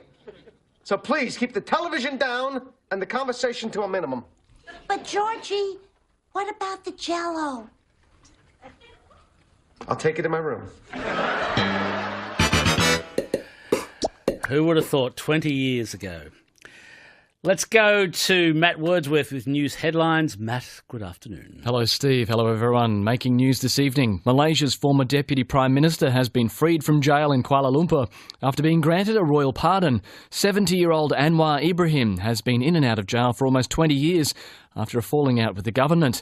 Mr. Anwar is expected to take over the leadership reins in 2 years under a pact with Mahathir Mohamad. The federal shadow treasurer says a Labor government would match the coalition's time frame to deliver a budget surplus. Chris Bowen says the books would be back in the black by 2019-20, and he says the surplus would be even bigger than the one flagged by Treasurer Scott Morrison. The Prisoners' Legal Service has told a Crime and Corruption Commission inquiry it receives weekly reports of assaults in jail. A CCC task force is examining corruption risks in Queensland prisons in a bid to raise standards. The federal court has handed down a record penalty for a breach of Australian competition and consumer law. Japanese car parts company Yazaki was initially fined $10 million last year for cartel conduct. It involved wire harnesses used to make Toyota Camrys. If you're in any doubt we're living in the information age, well, check this out. Facebook has announced that in the first 3 months of 2018, it took action on 837 million pieces of spam and closed 583 million fake accounts. That's one account for every 13 people on Earth, Steve. Over at YouTube, more than 400 hours, incidentally, of video is uploaded every minute. So historians of the future, good luck. And they claim they're not publishers. Well, they're publishing 400 hours or more of video every minute. I think News Corp's got a point with these guys. They're publishers. That's more than what the ABC does. Yeah, and absolutely. We are a publisher and broadcaster. Correct. In rugby league, Jonathan Thurston reckons he knows who should replace Cameron Smith as captain of the Maroons. He says it's Greg Inglis. It's the obvious choice. And tonight at 7 p.m, Steve, the great Brisbane apartment crash, where you can find units that are selling at tens of thousands of dollars less than what the poor old owners paid for them, and how long these doldrums may last.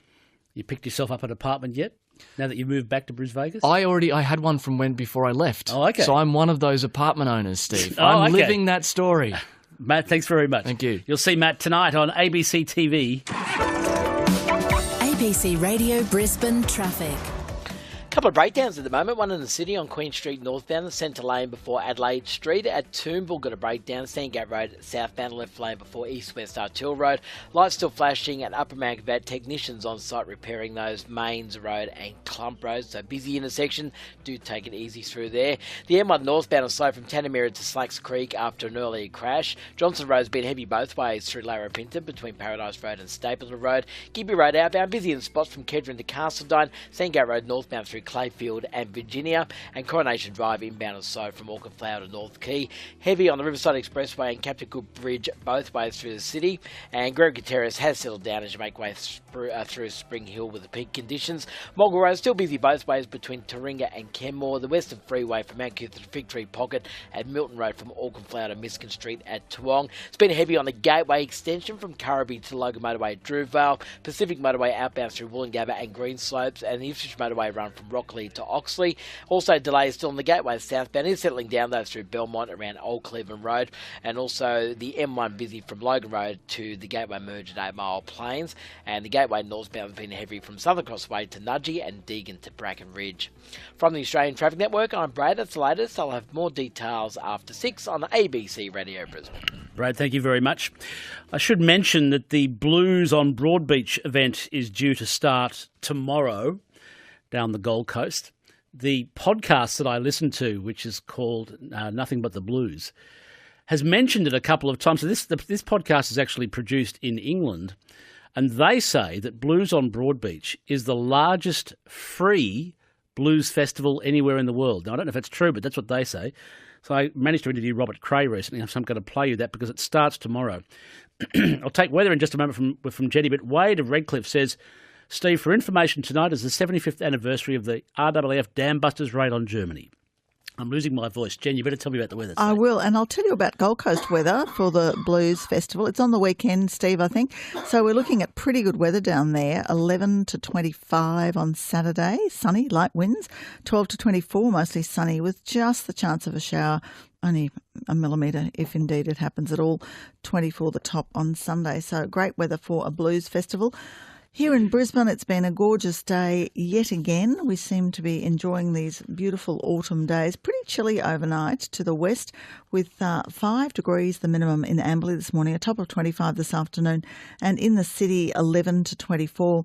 But it's quite telling because the relative humidity on just 36%. However, I was looking at the radar a short time ago, and there are a few showers running up the coast, but they're quite parallel to the coast, and there might be the odd shower in the Bayside suburbs this evening.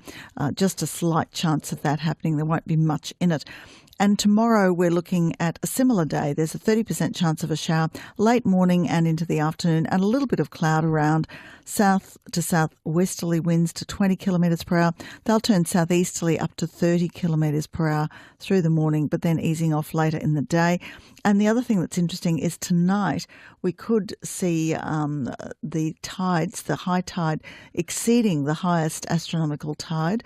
It's a king tide. It's predicted to be at 10:32 this evening at the Brisbane Bar, and it's expecting 2.62 metres.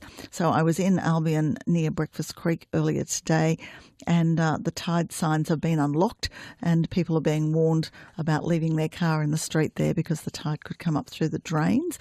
So just a bit of interesting thought. Look at that. How about that? And it actually has a lock. It's like a little door that comes down to say, King Tide, be aware. Wow, is that a fact? Yeah. Okay. So I tweeted that photo for anyone who's interested. And looking at the weather for Brisbane for Friday and Saturday, 12 to 13 degrees in the morning, a top of 25, mostly sunny, light winds, 13 to 25 on Sunday with just the slight chance of a shower. And the same again on Monday, 25 the top, 13 to 25 on Tuesday, 12 to 25 on Wednesday. So it's saying pretty much the same for the next week ahead. Jen, thank you very much. Thank you. And thank you for rescuing my voice. No trouble. Now, as I was trying to say before, Wade of Redcliffe says, Steve, tonight is the 75th anniversary of the RAF Dam Busters raid on Germany's industrial might using Barnes Wallace's amazing bouncing bomb technology. He also designed the famous Wellington bomber of World War II fame. Wade of Redcliffe, thank you very much for letting me know that. John of Nudgee says, Steve, currently there are 4 rugby league statues. Both soccer and rugby play there. Time for a statue of Raw captain Matt McKay or Raw legend Thomas Broich, Broich. John of Nudgee, thank you very much, John. I mentioned earlier on that the ABC editorial guidelines have come out again. Just they every now and then they sort of remind us of our role. It's quite interesting.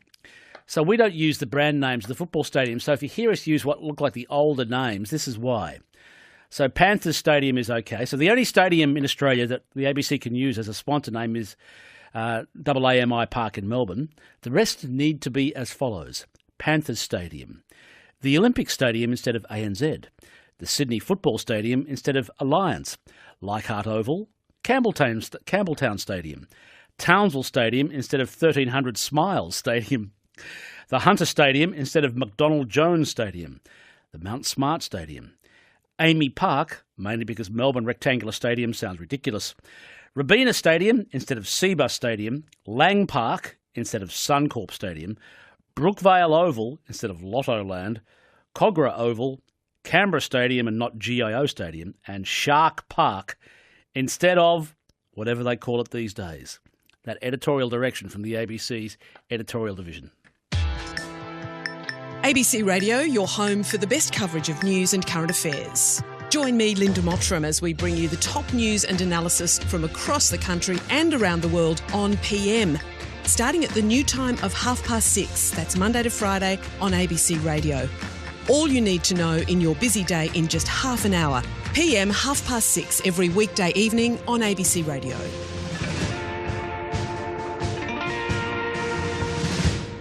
Tomorrow at Broadbeach starts what is apparently the largest free blues festival in the world.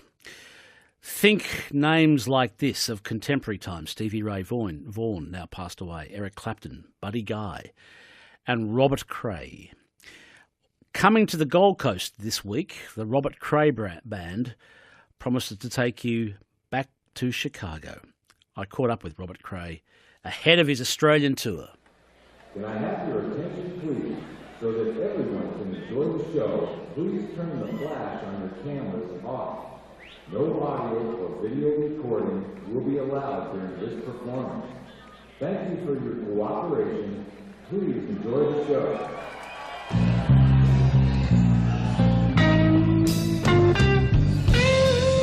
Mr. Z! Hello, Beverly Hills. Are you ready? Please welcome the one, the only, the incredible Robert Cray.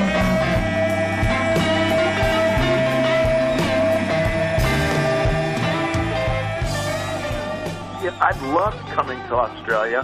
We haven't been there for a long time. No. I mean, why has it taken so long? So we're on our way. You know, we have to make up for lost time. You want to know who got me started playing guitar? Was listening to the Beatles. You know, I grew up listening to a lot of great music through my parents' record collection that included Ray Charles to Sarah Vaughan and all that stuff like that. But when the Beatles came out, I started playing guitar, as all my friends did. And then I got to see Jimi Hendrix a couple of times. Wow. In the late. But to top it all off, Albert Collins, the blues guitar player, played my high school graduation party. Our class voted for him to play. Isn't that cool? Well, you've just rattled off the name of some of the greats of all time. That's what got me going.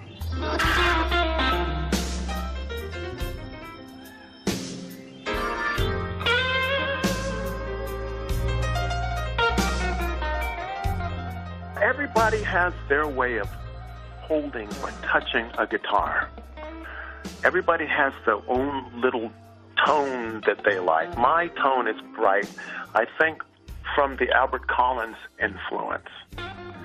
You know, not only did he play our high school graduation, but Albert was the first professional musician that the Robert Cray Band backed up. We backed up Albert Collins as his backup band for a period of a year and a half, off and on, whenever he was on the West Coast in the States.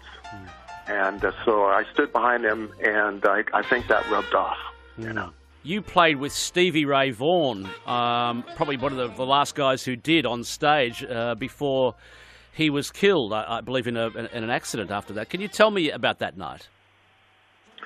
We were all part of an Eric Clapton program. There was 2 nights in Alpine Valley in the state of Wisconsin. And we had on the first night, the first afternoon before the show, at sound check and everything, we all got together because we had been touring and everybody was, Stevie was getting really popular and we were getting real popular. Jimmy and Stevie had just recorded the Brothers album, and we were talking about that before that release. And so Jimmy and Stevie and Eric and myself, we were all just kind of like, okay, we haven't seen one another for a while, so we're chatting and everything like that. So it's good to see one another, but it was a sad way to all end. And the last night, we had a big jam on stage. It was Sweet Home Chicago, and it was a beautiful night. What a song to play together. I mean, that song, is sort of like a benchmark of blues songs in my mind. Do you see it that way? Mm-hmm. Yeah, it is. It is. It's one of those songs where everybody knows it. Yeah, that's a good one to do. Yeah. I'm just just to talk about Stevie was just really heavy because he was a good friend.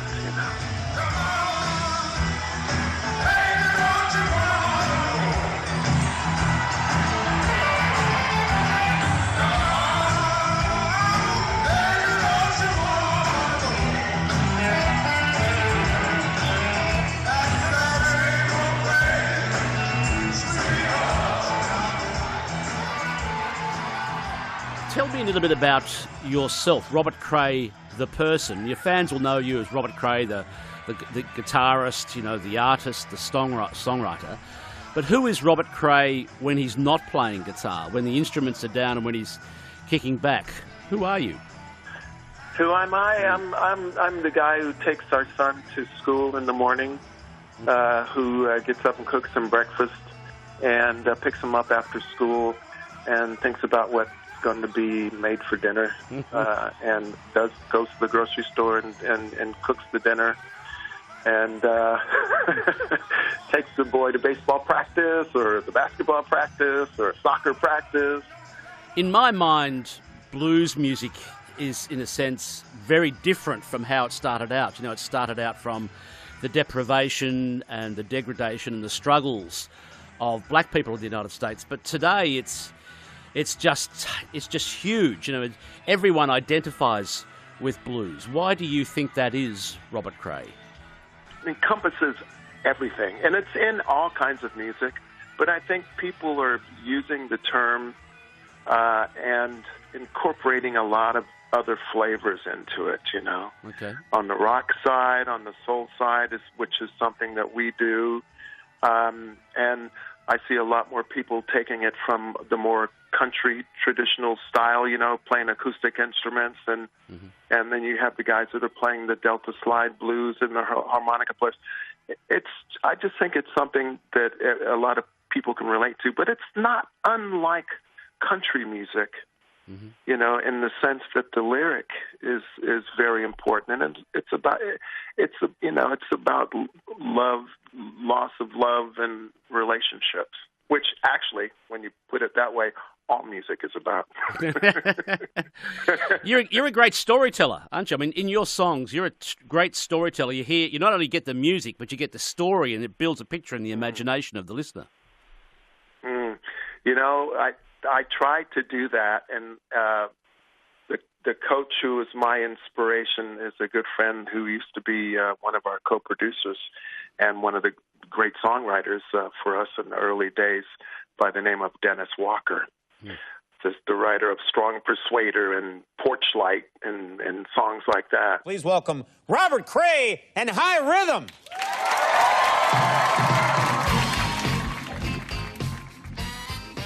What can your fans expect to hear you play when you come to Australia?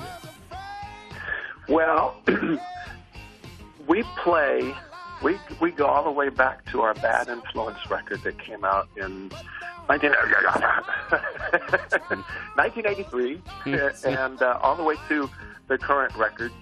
So we're mixing it up, and on a nightly basis we change out tunes, and so we're doing ballads, we're doing up-tempo, and so it's a little bit of everything. And we're traveling as a quartet, We have Dover Weinberg, who plays piano and organ, and Terrence Clark on drums, who is from Memphis, and then Richard Cousins, longtime bass player, and myself. How much do you try and interact with the audience? How much does Robert Cray, do you just let your music do the talking? Do you actually interact with the fans when you're playing on stage? Oh, yeah, I speak to them. I speak to the audience, and on occasion, if somebody yells out something, we just might do it, right there on the spot.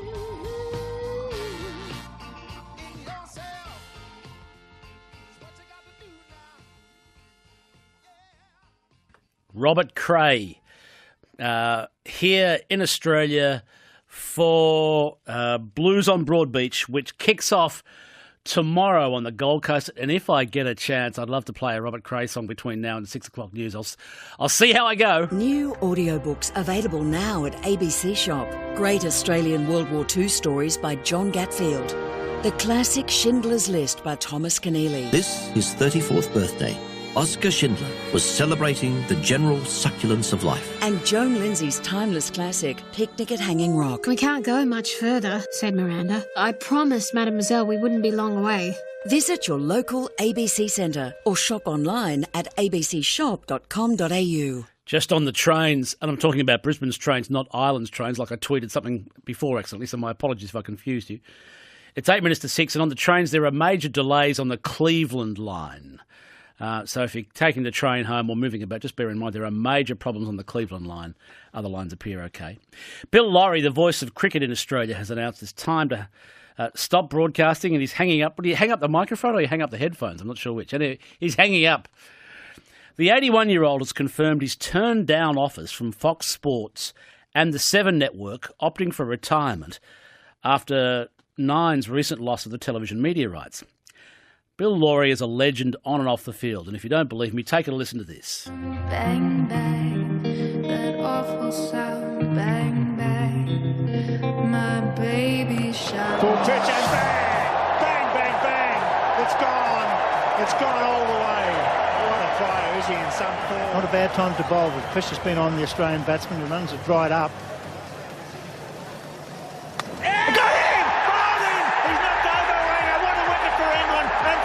Well bowled, 24-year-old gets his big wicket. That is Winger, 3 for 69. But McGrath used it beautifully to knock over England then too. Gone! Is he? Oh, he dropped it. What an effort! He had it. Ricky Ponting dives away, and for just one brief moment it looked out. Wow. 7 overs to be bowled here at the Wacker. Ricky Ponting won the toss, and very popular player. Andrew Simons, and why not? He's a great entertainer. Patel in his final over. Here he goes, there he goes! All the way up into the stand. One ahead into the first tier. That's hitting a cricket ball. God, yes, he's so strong, isn't he? He's going to liven this crowd up, that's for sure. They cheered him out onto the ground when he came out, and this came right out of the middle of the bat. Only his third delivery. He's walked out of the dressing room into the heat. He's watched Hayden Ponting put a magnificent punch. That's the best hit of the day. That's a big hit. And he's standing. I'm standing on the outside looking in. I'm standing on the outside looking in. Out! He's got two! Yes! He's caught it on the third attempt. He's on a hat-trick. Can you believe that? In, out. What a bowler. Yeah, it looked as if it was down, didn't it? It was in, it was out, it was in again, it was out, and then at last he got it. That's Pollock. One of my favourite cricketers, Pollock, because he's a good all-round cricketer. He fields well, he bowls well. He's almost at the veteran stage now, Sean Pollock. Because every time I think of Pollock, I think of Peter Graham. When I think of Graham, one of the world's best ever batsmen. When you think of Peter, do you think of that those 15 stitches on your head, do you? Or just above your eye? Thank goodness he didn't get in the nose. That goes to cover point for a single. But there's ball spinning here, and that's I'd like to see McGill get a wicket or two. Before you get back to the cricket, that is a minor miracle that he doesn't get your nose. There's no doubt about that. Bill says, I've had 40 great years at Channel 9 and I've been very, very lucky. I don't want to spoil a great journey. This is the man himself, Robert Cray, in Queensland now, performing for Blues on Broadbeach. Starts tomorrow on the Gold Coast. This is 24/7 Man.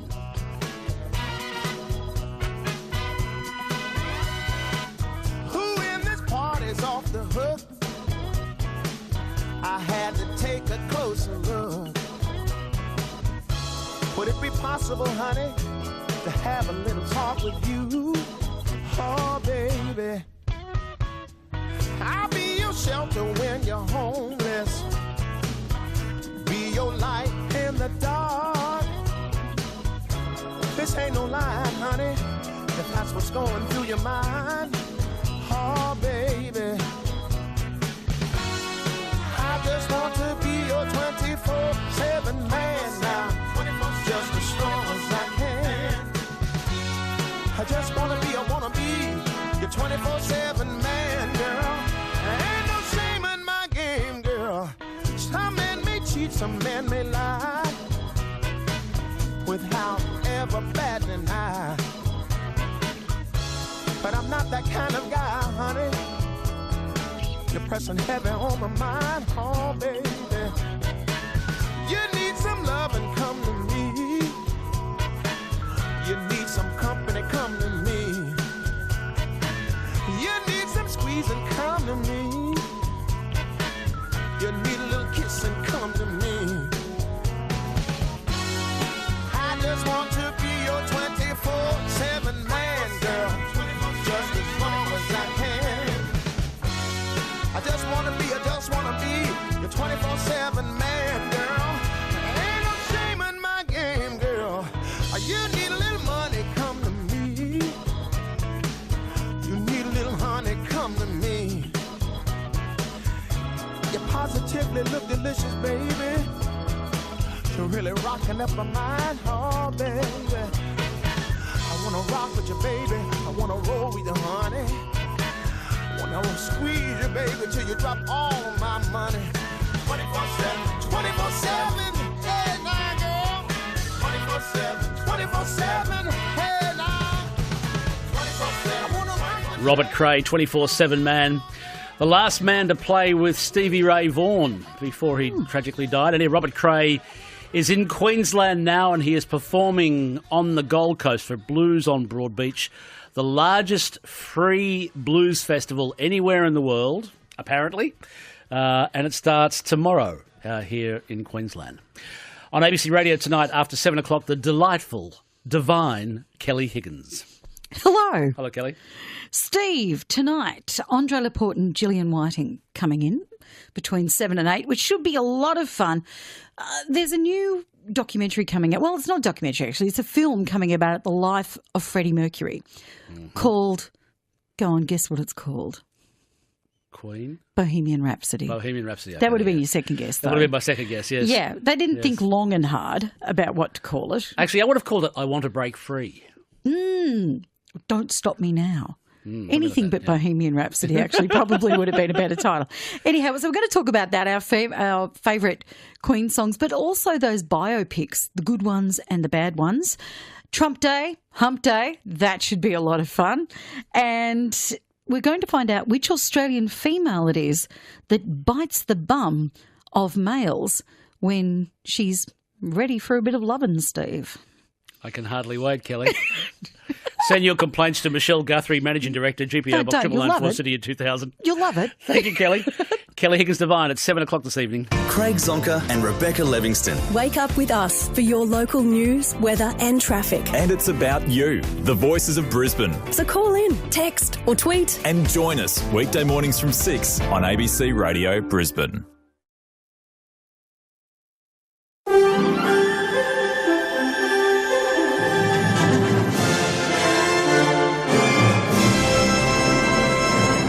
ABC News, good evening, I'm Michael Bausch. A national police operation targeting the supply and distribution of ice and other drugs has led to more than 200 people being arrested across Queensland. They've been charged with more than 550 offences. Queensland police say they seized 2.25 kilograms of ice, almost 10 kilos of cannabis, 2 kilos of steroids, as well as small quantities of MDMA and cocaine. They say investigations are continuing. The Queensland Greens have moved to extend a proposed developer donation ban to all corporations. State Parliament is debating the government's ban on donations by property developers, which the LNP says is unfair.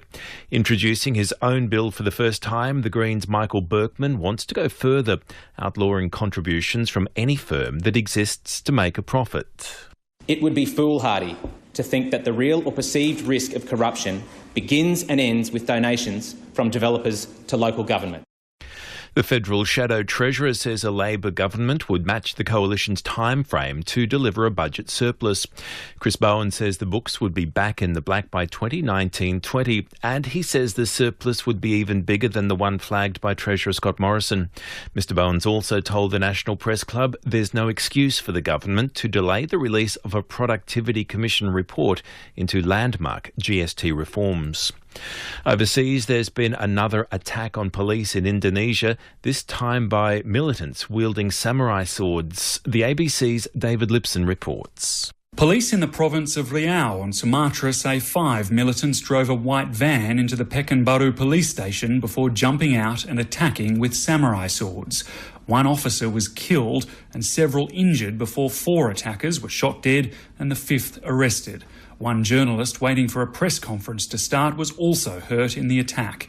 It's the latest in a spate of killings in recent days, with militants attacking police and police shooting suspects during raids. David Lipson, ABC News, Surabaya. Malaysia's former Deputy Prime Minister Anwar Ibrahim has been released from a prison hospital, having spent years behind bars after a falling out with the government. Here's Southeast Asia correspondent Adam Harvey. Anwar has walked out of the hospital where he spent the last nights of his long stint in custody. He has been pardoned for his politically motivated conviction and is now free to contest a by-election and return to Malaysia's parliament. His coalition is now in government and Prime Minister Mahathir Mohamad has said he will retire within 1 to 2 years to make way for Anwar. Big crowds are expected at rallies in Malaysia tonight to celebrate his release. Adam Harvey, ABC News, Kuala Lumpur. A no-fly zone's been declared around Hawaii's Kilauea volcano. Earthquakes on Big Island earlier this month saw fissures open up, some in residential areas, forcing the evacuation of around 2,000 people. CNN reporter Scott McLean says there's no immediate end in sight. Some of these fissures are several hundred yards long. Now, there have been 37 buildings and homes destroyed by them since Kilauea started erupting more than a week ago. There have now been 2,000 people who have been displaced, evacuated from their homes. People have been told in this area especially to be ready to evacuate at a moment's notice. But police say that not everyone is heeding those warnings. Some people have been told to evacuate and they say they're going to stay put and ride this out and simply hope for the best, despite the images that we've seen of entire homes, entire cars being swallowed up by this lava flow. To sport now, in the NRL, the Gold Coast Titans have signed Giant Raiders forward Shannon Boyd on a 4-year deal. The 25-year-old will join the club at the end of the season. Earlier this week, the Titans re-signed Maroons forward Jared Wallace until the end of 2022. To finance on the markets, the All Ordinaries Index gained 9 points today. It closed at 6,208. The Australian dollar's worth 74.8 US cents. Queensland's weather: showers continuing tomorrow for the northeast tropical coast, with some moderate falls mainly over the Cassowary coast and adjacent inland. A possible shower for much of the eastern interior and a storm for the central interior. Mostly fine for the southeast. Brisbane 11 to 23, the Gold Coast 13 to 23, the Sunshine Coast 15 to 23, and at Ipswich 6 to 24. Mostly fine for the southeast on Friday, fine for Saturday, mostly fine for Sunday. On Moreton Bay, seas 1.5 metres. ABC News. 5 minutes past 6. ABC Radio Brisbane traffic. And a final check on the roads this evening. Quite a few incidents just in, actually. At Inala, got a car and bicycle incident reported at Rosella Street and Blunder Road. Also at Kingston, delays where they crashed at Bellatrix Street, westbound at Jewell Street. Notice a tail crash at Belmont, Gateway southbound right lane after Old Cleveland Road. Reduced speed limits in place and delays building. Car and motorcycle incident at Underwood, Sports Drive northbound left shoulder around Gonalda Street. So just prior to the M1, crews have been attending there. That should be cleared fairly shortly. Technicians are still on site at Upper Mangabat. The lights have been flashing at Mains Road and Clump Road. Hopefully they should have those fixed fairly shortly. The M1 northbound has been slow from Tanamira to Sachs Creek after an earlier crash. Johnson Road both ways between Paradise Road and Stapleton Road through Larapinta. Still busy on Gippy Road outbound in spots from Kedron to Castledine. Sandgate Road northbound still slowing up through Clayfield and Virginia. Coronation Drive inbound from Auckland to North Quay and still busy on the Riverside Expressway and Captain Cook Bridge both ways through the city. Mulga Road has been heavy in spots between Taringa and also Kenmore. The Western Freeway is still slow from Mount Cootha to Fig Tree Pocket and Milton Road from Auckland to Miskin Street at Toowong.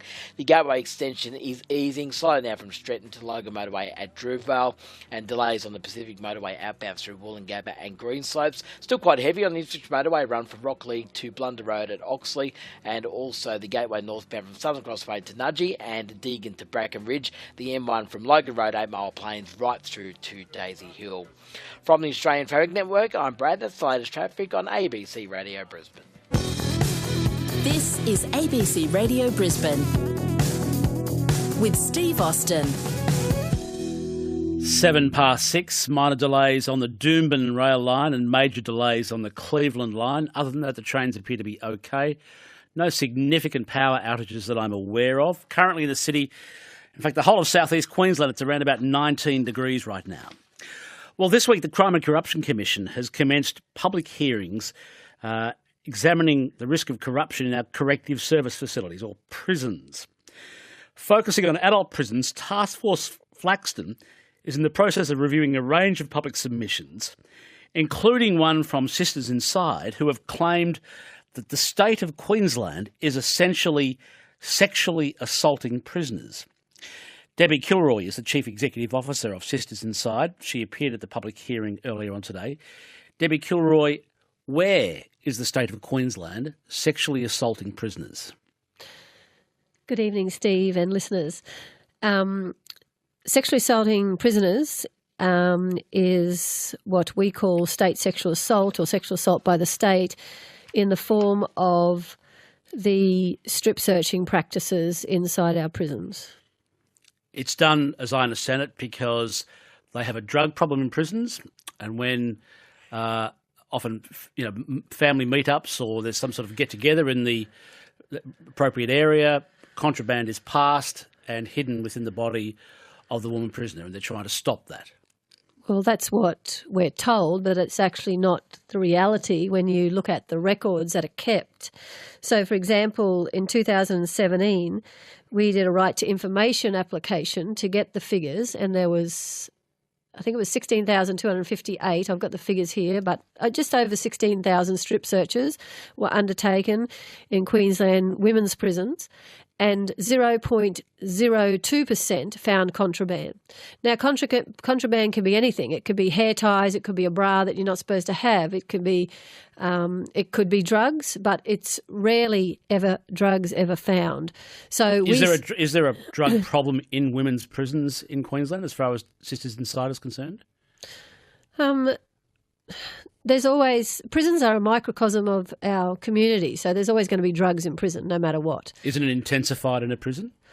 I don't know if it's intensified. It can be intensified depending what's happening in the prison, for example. So if you have no programs and not keeping people busy, undertaking programs or education or work practices or whatever it is, and then you have boredom, that could be where some people do turn and look for drugs. We know that when women are strip searched in a prison, and we know that 89% of them have been sexually abused prior to entering the gates, and then the strip search actually re-triggers the traumatisation of the sexual assault or rapes that have occurred in their lives from a young age to teenage years into adulthood. We know then that they may look to self-medicate and look for illegal drugs because they don't get access to any other medication or supports in regards to their trauma trauma events prior to imprisonment. But the state has a legal duty of care. So doesn't the state that also can extend to ensuring that drugs or narcotics aren't taken by a prisoner because of that legal duty of care? Yes, they would say they have a duty of care, but what we have is legislation that allows lawful sexual assault by the state, where we call for the end of that and to repeal those sections in the legislation. Because if we look at Victoria, for example, a number of years ago they did a trial in the women's prison, in Deer Park Prison, where they cut the strip searching practices by half to see what would happen and tested women randomly like they do all the time, doing urine testing, and there wasn't an increase in drug use. So strip searching actually does not reduce drugs coming into prison. And we know that family members are searched through a number of means. However, there's many people that walk out in and out of prison that don't get searched ever, if we want to bring it down to the bottom line. But at the end of the day, strip searching re-traumatises women because of their sexual abuse.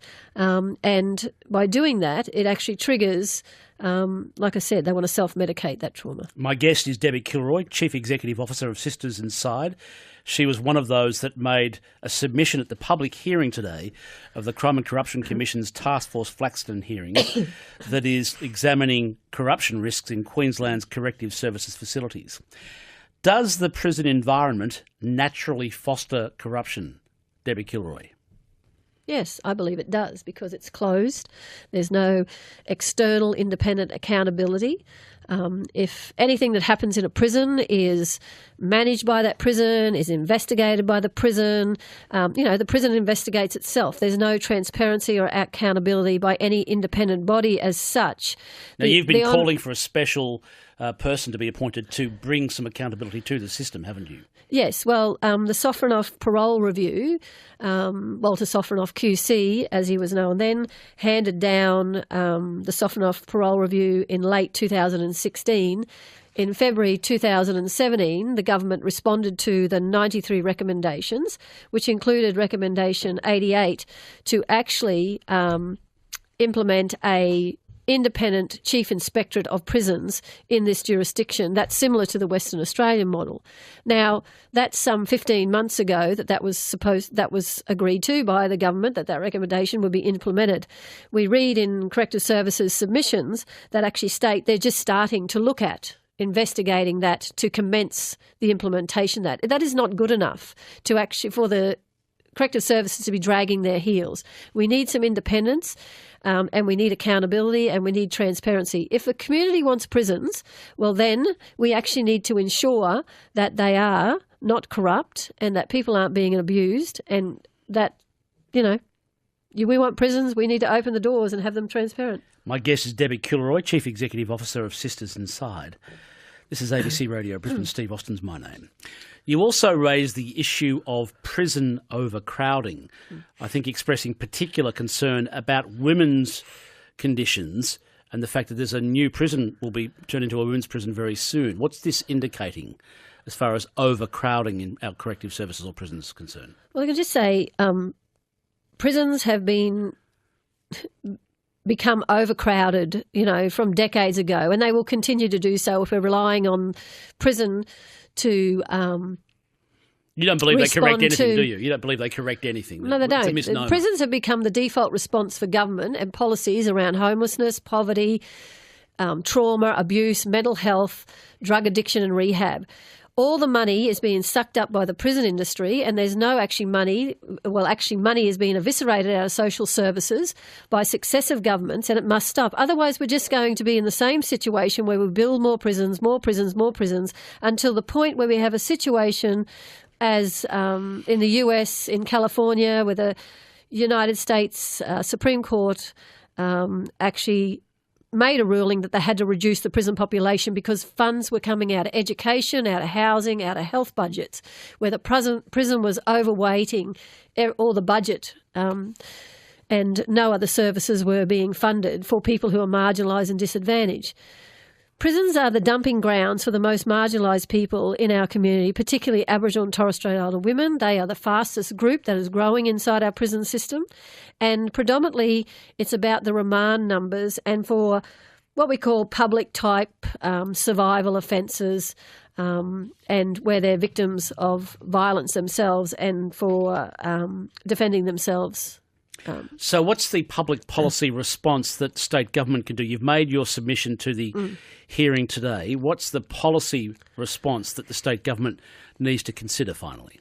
Well, there has to be a new direction of policy. We need to ditch the policy that's been driving this prison agenda and mass incarceration for decades. It's just increasing the prison population. It's just increasing. You know, we don't have, I think it was Anglicare did a report early this year to look at the 8,000 affordable housing that's been built or that we have in Queensland, and none of them are available or accessible to anyone on Newstart. And we know that Newstart is an issue and it's a federal issue, but Newstart funds have not been increased for over 20 years. So people live in absolute poverty and they're homeless, and then they collide with the police because they're on the street or they have mental illness and they're on Newstart and they're on the street, and then they're dumped in our prison system. It's time that we look after people in our community. We are a wealthy country and we can address these issues. We don't need them to dump them into our prison system where people are locked up and then community is fearful of those within the prison system, because the reality is the majority of people, women I'm talking about predominantly, can be released without issue. So we need to work in decarceration strategies and not reform where it actually just bolsters up the prison industry. I appreciate you coming in. Thank you very much for your time. Thanks, Steve. Debbie Kilroy is the Chief Executive Officer of Sisters Inside. Those hearings for Task Force Flaxton are currently underway, being held by the Crime and Corruption Commission, examining the corruption risks in Queensland Corrective Services facilities. Rachel Mealy here, bringing you PM. Tonight, Malaysia's Anwar Ibrahim gets a royal pardon and he walks free, saying, "I now breathe free air." We'll have the latest on Malaysia's dramatic political comeback.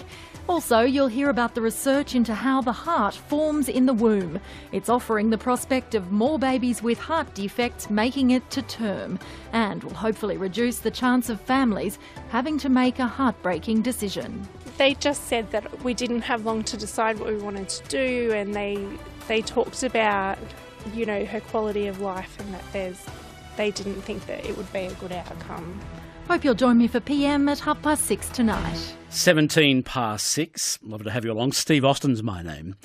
Broadcasting tomorrow from the Myriad event, where from around the world and here in Australia, a range of entrepreneurs, venture capitalists, tech heads and people with ideas are gathering to swap, exchange ideas, learn, discuss and hopefully start new businesses. So this evening, how is the 100-year-old organisation that invented Wi-Fi and AirRegard transforming itself for the future? I'm talking about the CSIRO, Australia's National Science Agency. My next guest is Dr. Larry Marshall. He's CSIRO's Chief Executive Officer. If I have my facts right, he was twice named in Australia's top 10 entrepreneurs, and he's one of the speakers appearing at this week's Myriad Tech and Innovation Festival. Dr. Marshall, have I got it right? Twice named one of Australia's top 10 entrepreneurs? Sure, and I think we tick all the boxes actually that you just mentioned from Myriad. I'm very glad. Australia. A couple of questions up front from me, if you would please, Larry Marshall. Australia has just announced we're forming our own space agency. Are we a little late to this? What's your reaction? Oh, I can only speak from the CSIRO perspective, but CSIRO has been in space for more than 75 years. We were instrumental. In fact, we delivered the images of the lunar landing.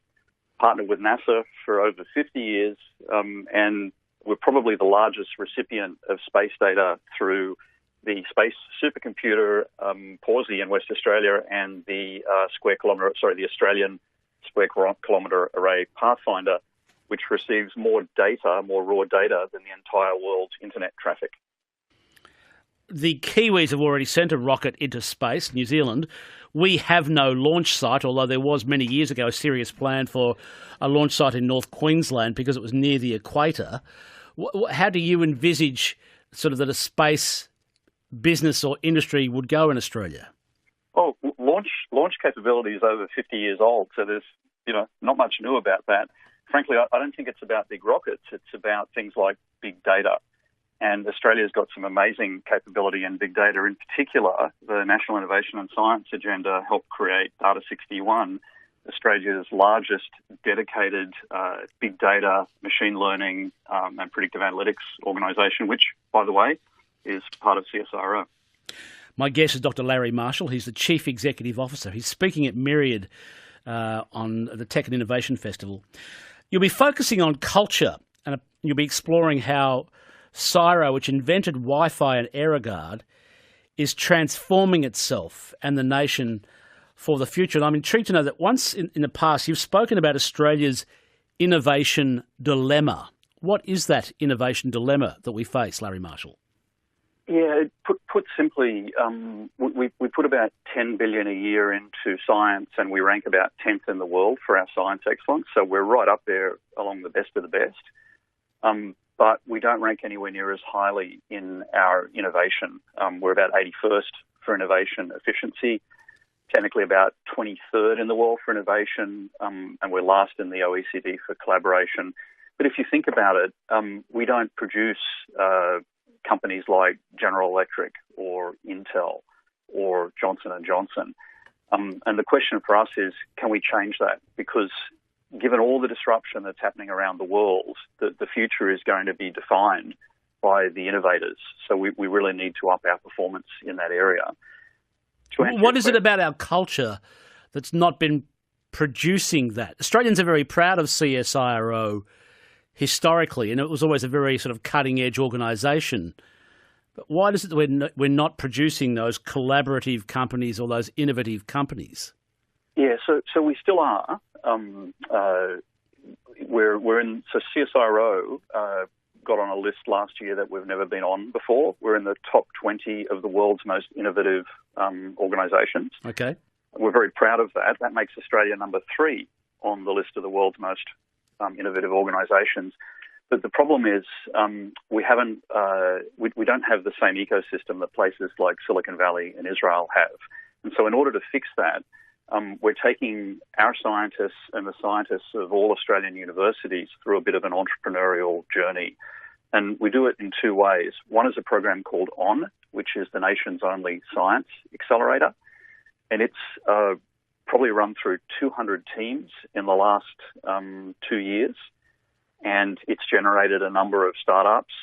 It's also generated ongoing research funding for a number of great ideas.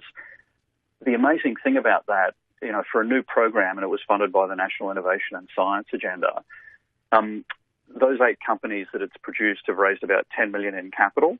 Doesn't sound like much, but if you compare it to the best in the world, the I-Corps program in the United States, our spin-outs raise 10 times more capital than theirs do, which is really saying something for one of the best innovation nations in the world. So that's a big change. If I think back to when I was a student, the rule was if you're a scientist, you can't start a company. I went to Silicon Valley in the 80s and started 6 companies, was fortunate enough to get 2 of them public, but I would never have done that if I hadn't been exposed to Stanford and the Silicon Valley ecosystem. Why did I come back? Because I think Australian scientists are every bit as good as any scientist in the world. Yes. And I think that we can do the same thing here. It won't be the same as Silicon Valley or Israel. It'll be unique to us. You wouldn't want it the same, would you? No, because we're different. We're a different country with a different culture.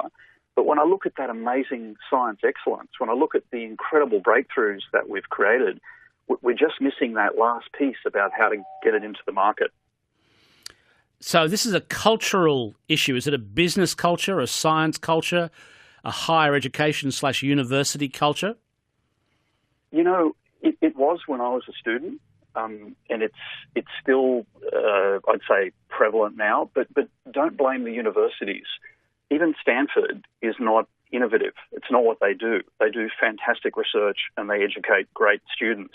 It's the students that are the innovators. And the difference is really Stanford is no better really than any other university in general. They're great. They're all great at doing research. The difference is Stanford is in the middle of Silicon Valley surrounded by an ecosystem of entrepreneurs and investors that are willing to take risk on science. And we don't have that ecosystem here in Australia, not yet. But that's why we created ON. It's also why we created Main Sequence Ventures, CSIRO's $200 million venture capital fund, which is dedicated to investing in Australian science and, if you like, bridging the valley of death from lab bench to business. My guest is Dr. Larry Marshall. Larry Marshall is the Chief Executive of the CSIRO, and Australia's National Space Agency and Innovation Catalyst. CSIRO tackles many of these issues, and he's one of the keynote speakers at Myriad. I'll be broadcasting live from Myriad at the Royal International Convention Centre tomorrow from the usual time at 4 o'clock. But you are invited to attend, by the way. It's free and open to the public, and the government's keen to get, or the people there, the companies, the tech heads are keen to get as many people there to come down and learn about startups, innovation and entrepreneurship. This is ABC Radio Brisbane. It's 25 minutes past 6.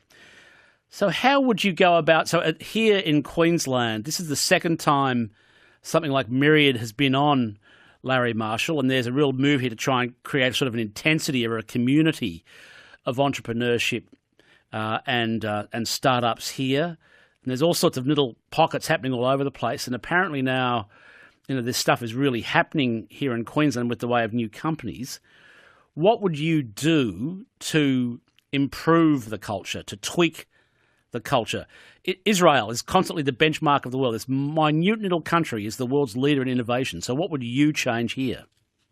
Well, let me tell you what we've done, specifically in Queensland. So we put 90 we created a health business in CSIRO, and we put 90 of our scientists inside a hospital here in Brisbane. And those scientists working side by side with, if you like, their customers, the doctors and nurses and clinicians, showed the first scientific evidence that data saves lives in the ER. And that technology is now being rolled out across Queensland hospitals, saving both lives and taxpayer money. That's very innovative. It's hard to do innovation in healthcare because of the obvious risks to people. And it probably could only have happened because of the deep partnership between Australia's National Science Agency, CSIRO, and the Queensland system, the health system. Also, a number of those companies that were created through our ON program came from Queensland. For example, Grover Scientific out of JCU, it's a new water monitoring system. Or CardiHab, it's a digital solution to help cardiac victims with their rehabilitation. A couple of the really deep science ones, Future Feed is a unique form of cattle feed that reduces methane emissions by 90% and is less expensive and more nutritious than traditional feed. Or Transpirational, it's a polymer created by some of the same science that created the plastic banknotes the polymer banknotes in your wallet. We spray that on soil and it reduces the water usage and eliminates sedimentary and fertilizer runoff into things like the Great Barrier Reef, which cause crown of thorn starfish blooms and other damage to the reef. So they're very economic benefits, but they're also very environmental and public good benefits coming out of that amazing science, all right here in Queensland. I know you're a busy man. I appreciate you coming on this evening. Thank you very much for your time. Really look forward to seeing you tomorrow. Dr. Larry Marshall, Chief Executive Officer, one of those speaking and appearing at Myriad, the Tech and Innovation Festival here in Brisbane. It starts formally tomorrow. Now, you would probably have seen the stories or heard the stories on ABC Radio News that Myriad Air, some of the venture capitalists and the tech heads and the innovators flew in on a chartered Qantas jet that the Queensland taxpayer paid for, flew a plane load of people from Silicon Valley to Brisbane here. They've landed. Myriad takes place tomorrow at the Royal International Convention Centre. It's a free event and open to the public, and the organisers are keen to get as many people as possible to come down and learn about startups, innovation, entrepreneurship, and the like. And I'll be broadcasting from Myriad this time tomorrow. In fact, starting from 4 o'clock, the usual time, 4 o'clock tomorrow afternoon live, with a range of fascinating guests. I just find this whole thing really exciting and interesting. I hope you join me tomorrow on this radio station. So that's Myriad from the Royal International Convention Centre. You'd know it as the RNA, but we're like the actual convention centre there from 4 o'clock tomorrow afternoon. Thanks for your company. PM is next at 6:30.